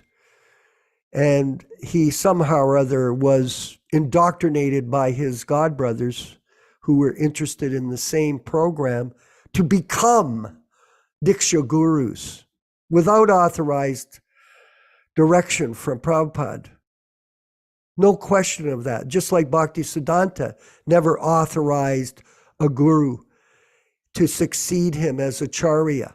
He didn't do it. All of a sudden, Prabhupada appoints 150 people. Doesn't this seem kind of strange? Especially considering the state of consciousness these people were in, that we, myself personally, Yaśodā, and a lot of other people that were kicked out of the movement that protested these appointments because we understood they weren't Uttama Adhikaris. Look at the case of Satsvarup, since it's in the book here. We have a Prabhu that we know in Alachua. After a while, Satsvarup, who was a guru, initiating guru, and a sannyasi, fell down with this person's wife to the material platform of sense gratification, to a god brother of ours. Look at the case of Kirtananda. What he did, if you read these books, I don't read them, but I've been sent a few of them from Henry Dortowski, very nice person, Hrishikesh, who was demoralized by the New Vrindavan community, but received all of this authentic information about the particular atrocities that were being committed by Kirtananda ongoing. And all of a sudden, they're sending letters to me saying, if you don't worship him as the next guru, your life will not be prosperous. That's what they're telling me. I have it in black and white from a few of his supporters back then. Absolutely. They came to the Toronto temple and stole the Prabhupada Murti out of the temple to try to disappoint or discourage the members of the temple from staying in service in Toronto, where I was trying to keep the fortress going back in the early 80s. They stole the Murti. What kind of madness went on after Prabhupada's departure? It is absolutely pathetic. This is the thing we've been discussing amongst all of us for years now, and we're moving away from this particular platform and on to like our classes are saturated with Krishna conscious philosophy, but we're trying to make it clear to everybody that the reason the movement is deviated so badly is because of this disobedience against the order of the spiritual master and the ambition of a few useless people. Nowadays, I look back at it, I think some of us are older men, the older men here at the talk, would you associate with these types of people if you knew really what their character was? Would you? No, not interested. I have this friend, Patita Pavana, who's in Bulgaria, I believe. He sends me all kinds of things. And he was with Tamal back in '68 when were at that ranch. He gave me detailed information about this character, this person that had a certain character that never changed despite his association with Prabhupada. So Prabhupada was surrounded, Prabhus, by an absolute group of people that were not righteous and still to this day are not righteous. They don't chant their rounds. They don't. I saw somebody the other day, one of these gurus, doing Balaram, dive bomber japa. He started chanting, he'd leaving out half the mantra. We're going, what the hell's this? Is this another Jayapataka nonsense or another Gopal Krishna nonsense that doesn't chant their rounds and they expect to make advancement? You listen to Prabhupada's rounds, they're perfect. We cut all kinds of tapes of Prabhupada. You listen to the enunciation of the words. You hear his pace. You can practice by chanting along with him like we do every day. I know all of us in this group do that. And so here we have a situation where these types of delinquent people are running a society, and no wonder the ISKCON name has been trashed by their behavior, destroyed. I'm going to finish up here.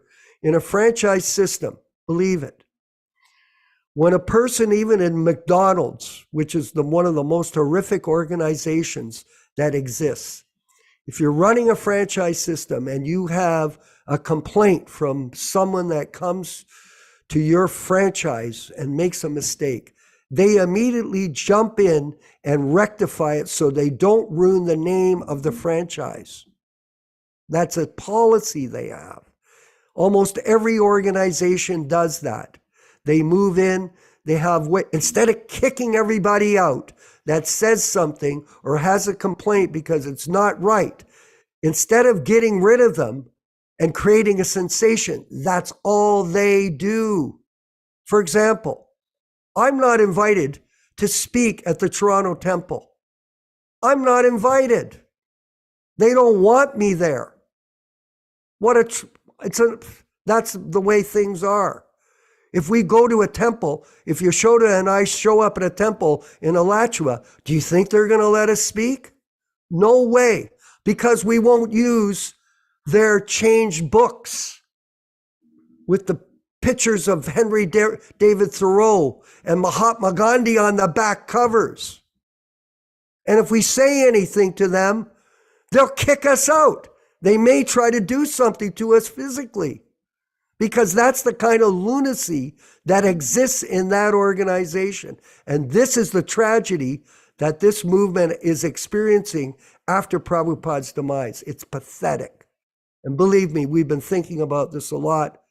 And I'm sorry that we're having to discuss it again, but it did come up in the purports today, where Prabhupada's saying, if you disobey the spiritual master, you disobey his orders, then you become a Pashandi.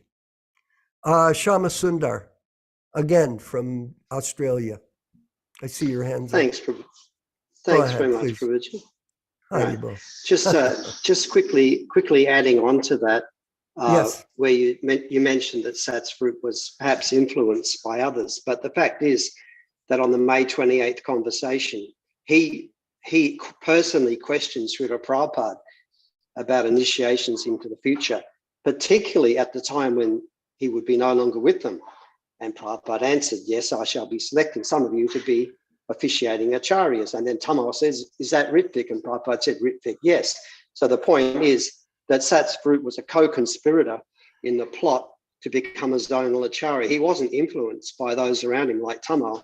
He was also right in on the conspiracy to become a zonal acharya. So I just thought I'd add that as well, that Satsvarup person, and he hid the minutes from that 20, or he and Tamal, they hid those minutes from the May 28th meeting, so that other Vaishnavas were unaware of the conversation that they had regarding initiations, particularly at the time when Prabhupada would no longer be with them. So yeah, I just wanted to add that the Satsvarup is by no means some victim here that was perhaps influenced by those around him. He was a co-conspirator.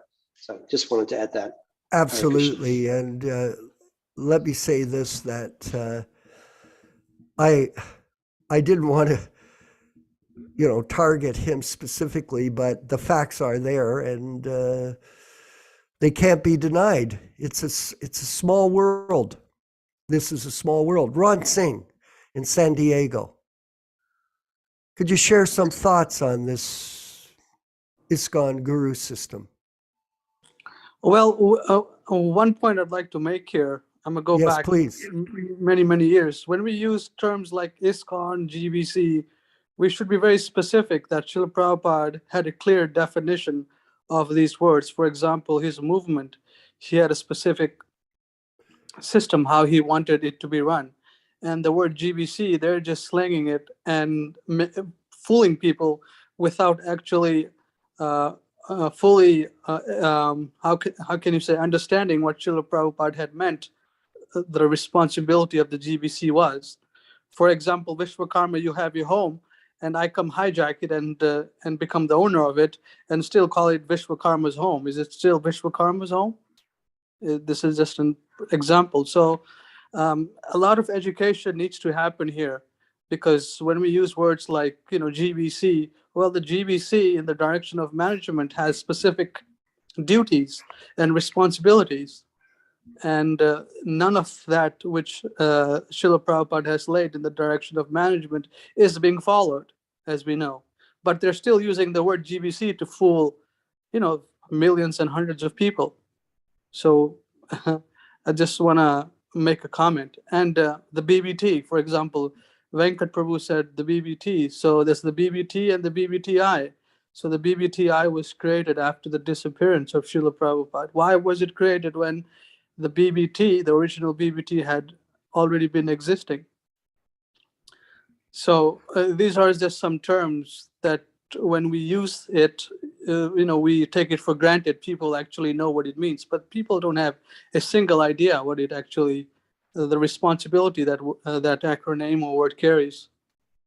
Let me ask you this question, Ron. Mm.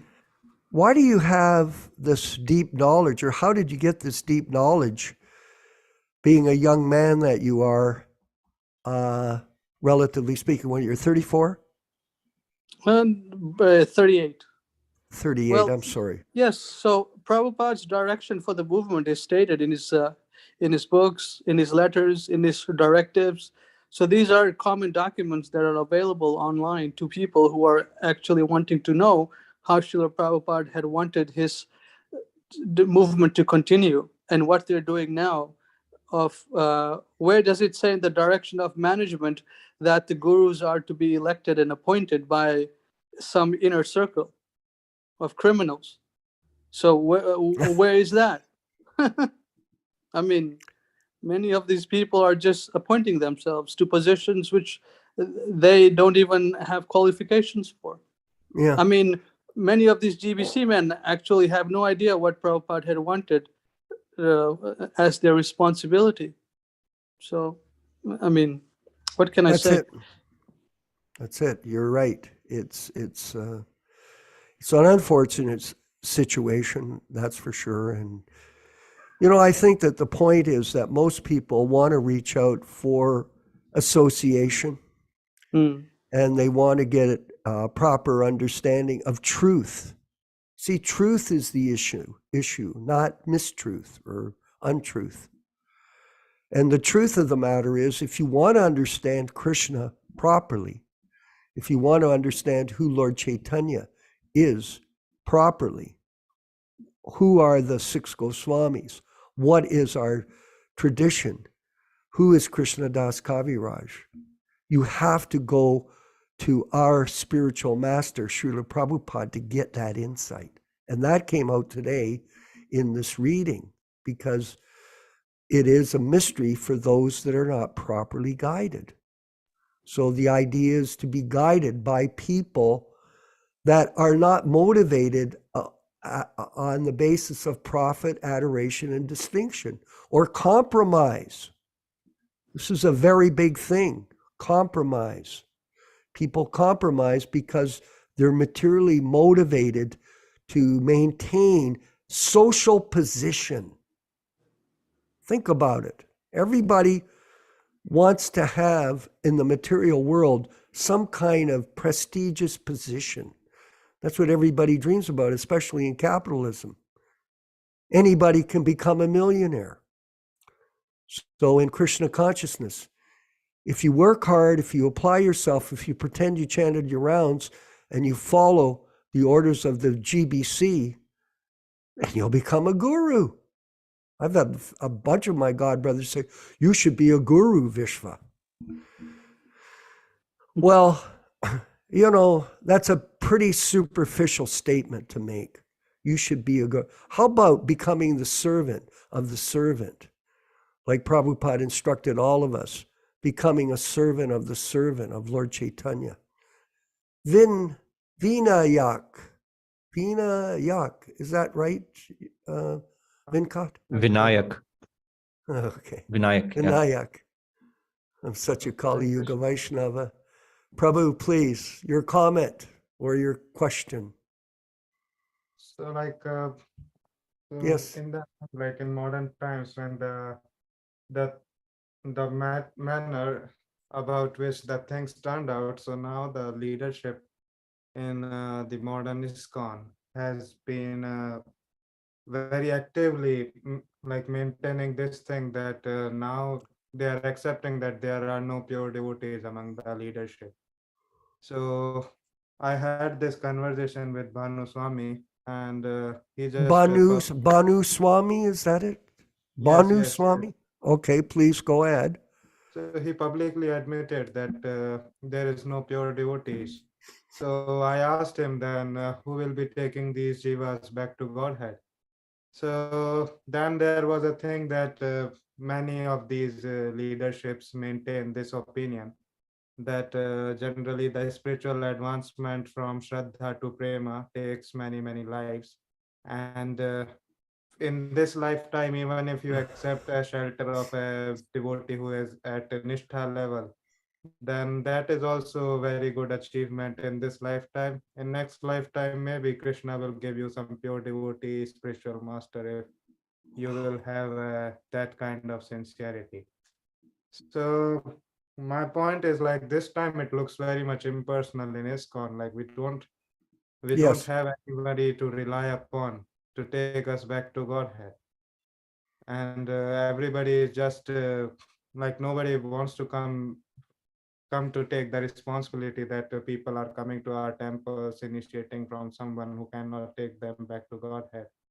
And so that was the one thing that I was happening about asking about this system of initiations that Let me just insert a point before you carry on.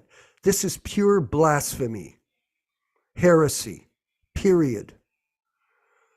Prabhupada's living in his words, living in his instructions, living with his bona fide disciples. And the fact of the matter is, the opportunity, Prabhupada is explaining it here today in all our classes, that you can become Krishna conscious in a moment. It's just a matter of surrendering under the guidance of the spiritual master. This is blasphemy, brother, what you're explaining to us. And this Bhanu character and the rest of these compromised people are misleading people, period. And if they think, who are you to say it? Well, I'll tell you who we are. We're the Prabhupada Disciples Association. That's who we are. And we are not only proud of that, we're proud of the fact that we're bringing new people into this association as initiated disciples. And you can say whatever you want, bring up whatever philosophy you want, you can blaspheme all you want. We do not accept your nonsense, period. That's as simple as it is. Yak, please continue. Sorry. yeah, Keep so going. the discussion continued from my Yes. side. Like I Uh-huh. said that now Maharaj, like, what do you think about the position of Ritviks? So he said that it's all right, whatever they are doing, but we don't know whether Srila Prabhupada is accepting them or not. So that's what the thing is. Now it's kind of like impersonal thing in Thank the you. modern ISKCON that they Excellent. usually say that Prabhupada Anugas are impersonal because they don't have any living guru or something like that. Ah, But theoretically speaking, now the ISKCON is impersonal because we don't have anyone to rely upon to take us back to Godhead. And everybody seems to shedding off their responsibilities to other person, that I'm not responsible for this, you ask the other GBC. I don't like the GBCs, so I am not into this discussion. So don't ask this question from me.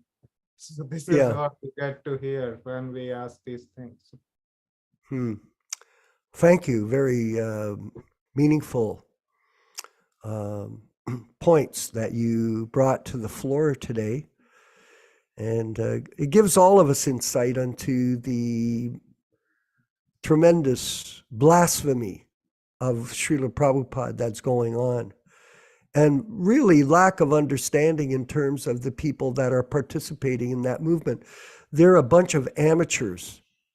That's what's going on. A bunch of amateurs. And because of their amateurish behavior, they're ruining everything in front of our very eyes. Dwaipana, you're in Australia.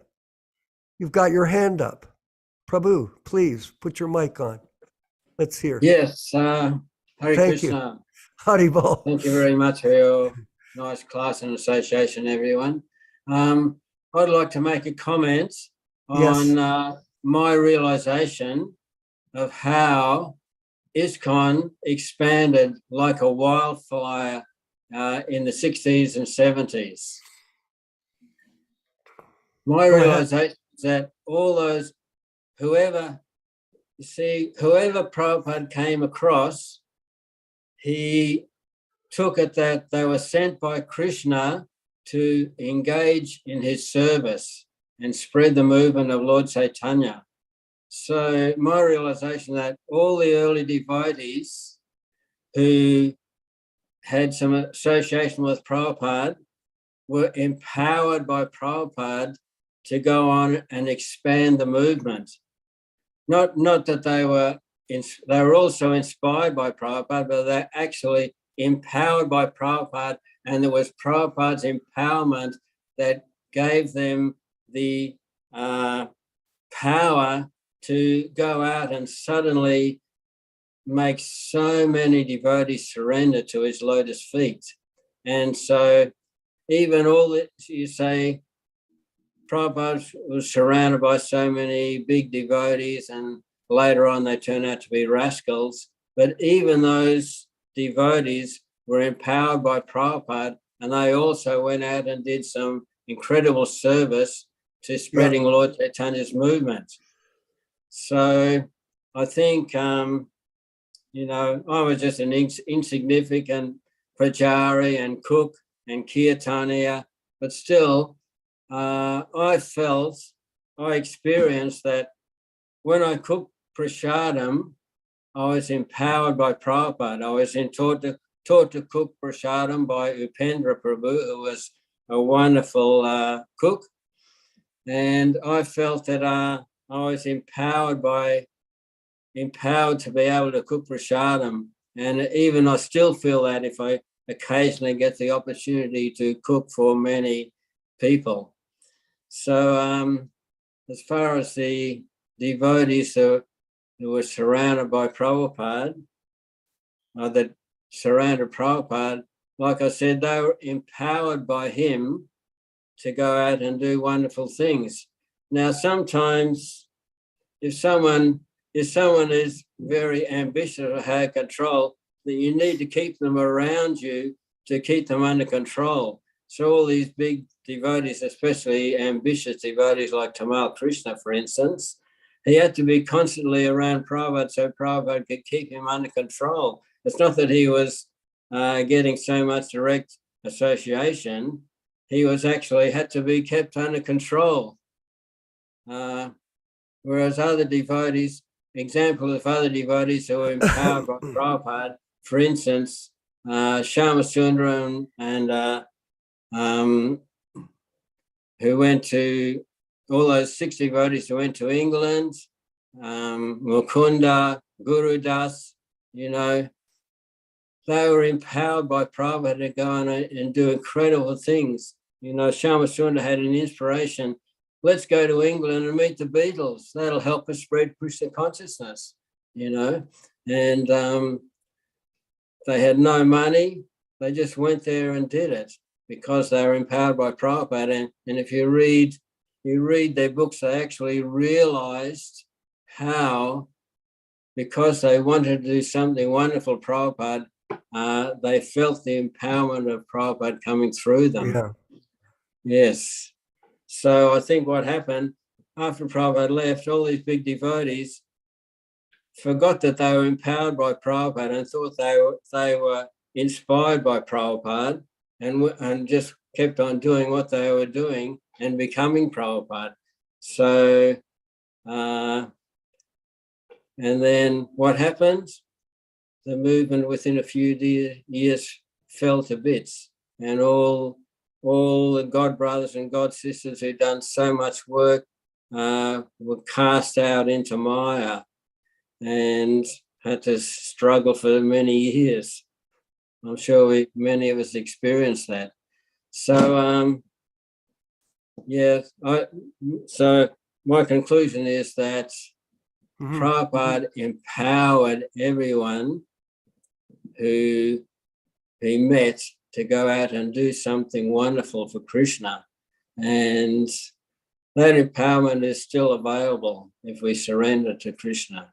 Hare Krishna. It is there. It is there. Thank you very much. Very well spoken, by the way. Thank you for your realizations about Krishna consciousness, because Krishna consciousness is still alive, very much so. And it's very much with all of us here at this group.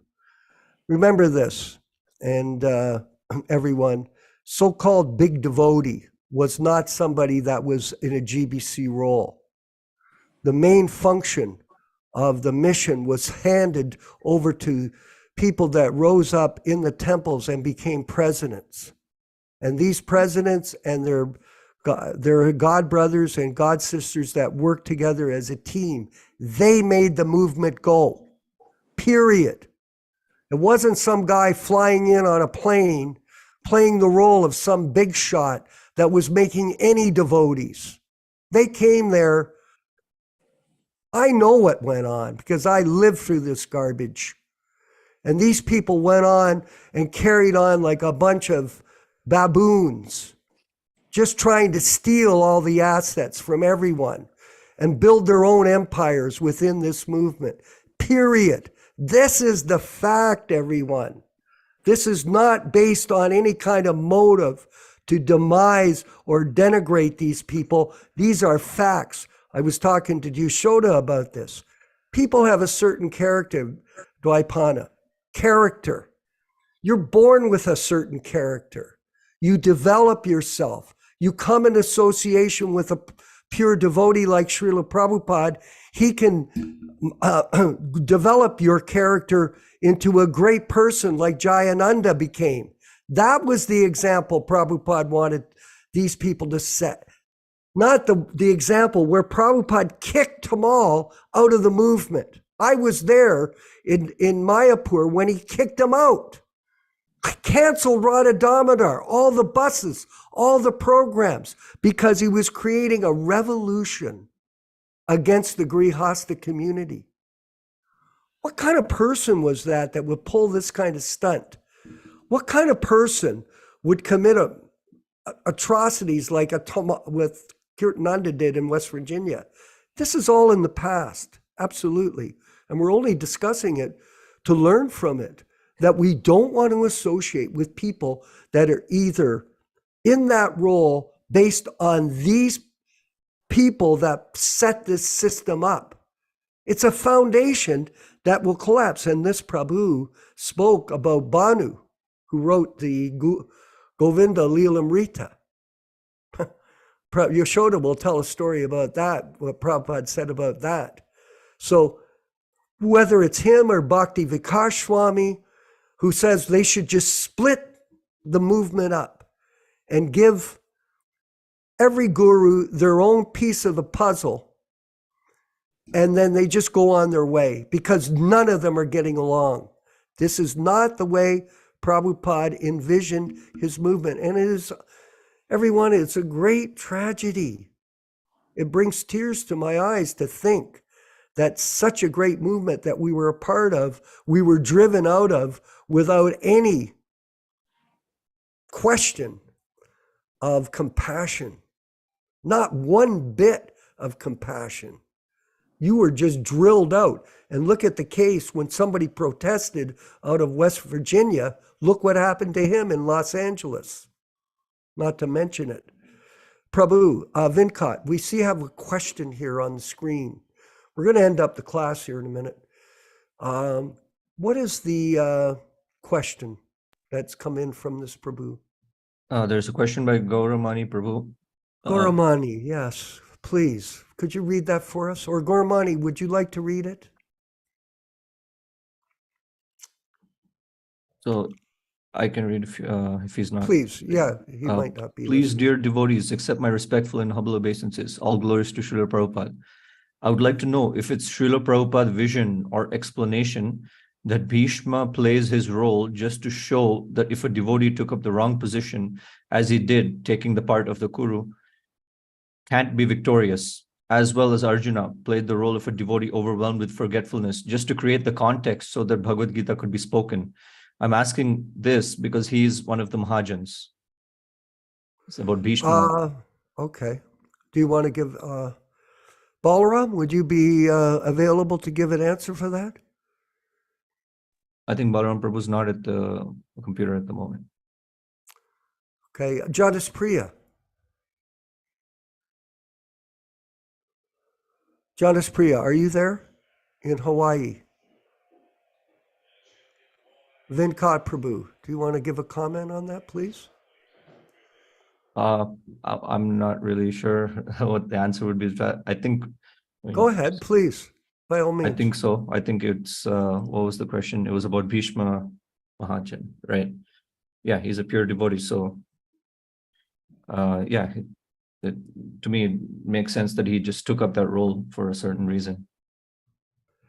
Yeah, in this particular case within our movement, these people that took these roles, it wasn't transcendental necessarily, I mean, who can understand the work of the pure devotee truly? He, like I think Dwaipana touched on it, Prabhupada was empowering all of us to, by following his rules and regulations, strictly we were getting all kinds of opportunity to do great things. So this is, being part of an organization, you follow along. But when you don't represent the philosophy based on your purity and your sincerity and all of the principles that go involved in being a good devotee, then you're a deviant. You're two-faced, a two-faced person.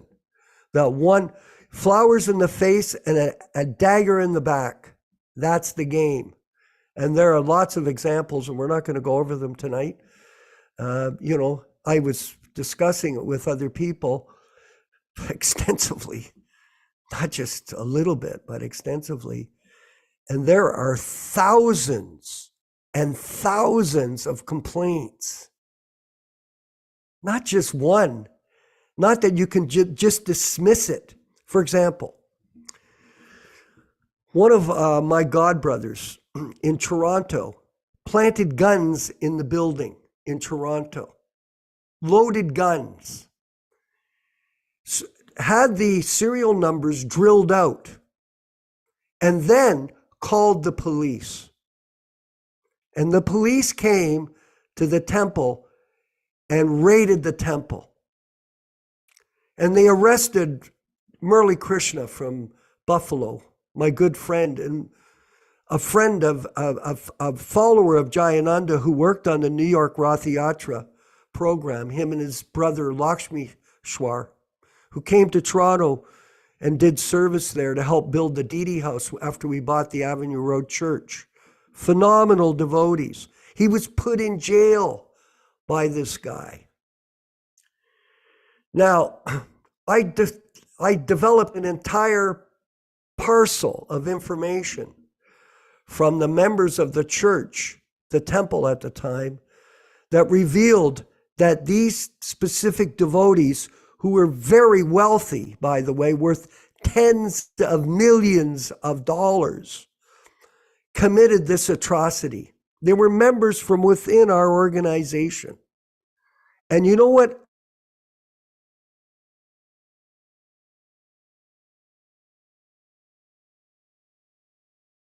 I had written proof, Dasa Avatar, written proof in black and white of who is guilty and who should be punished for that. And guess what happened? The GBC took it, put it in the bottom of a filing cabinet and locked the door and goodbye. Okay, fine, that's all right. The person's still alive that did it. He lives in a 35,000 square foot house in North Toronto, 35,000 square feet. That's how rich he is. And the reason the GBC did nothing back then and they do nothing now is because he pays money. Money talks. The truth doesn't talk to these people. And this is the way things have gone on for the last 55 years. It is completely pathetic. So, how are people going to get out of this entanglement without proper direction? And that's what we're planning to do with our mission, the Prabhupada Disciple Mission. We are on a mission, by the way, everyone. We're having these classes. We have a master team of people working with us. Tomorrow night, we have a media team meeting. We'll be discussing many other things as part of our evolution of educating people on what the truth is. So we can look forward to a lot of wonderful things moving forward into the future. I think we can wind this class up. Vinkat, what do you think? Yes. Okay. So thank you, everyone. It was I spent quite a bit of time tonight on the microphone. And anyway, it was just a moment for us tonight. And, we'll move forward on Saturday and Sunday with the Bhagavad Gita class and the Srimad Bhagavatam class, 10 o'clock Eastern Standard Time here in Canada and the United States. So you can judge your the times for when you're available to come to these classes. Otherwise, you can go on our YouTube channel, Krishna Consciousness Movement. We have over 100 classes. We'll be revolving them along with Prabhupada classes and Prabhupada Japa and Prabhupada information ongoing moving into the future. All glories to Srila Prabhupada, all glories to the disciples of the Sankirtan movement and the members of the Prabhupada Disciples Association. Hari Hari. Oh. Shri Krishna Caitanya Prabhu Nityananda Shri Advaita Gadadhar Shivasadi Gaur-bhakta-vrinda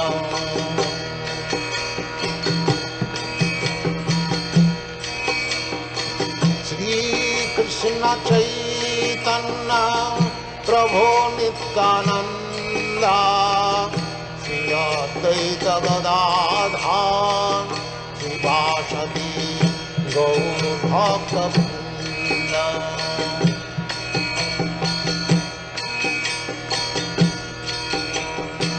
Shri Krishna Caitanya Prabhu Nityananda Shri Advaita Gadadhar Shivasadi Gaur-bhakta-vrinda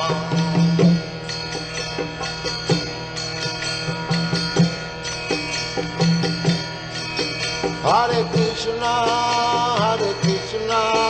Krishna Krishna, Hare Hare, Hare Rama,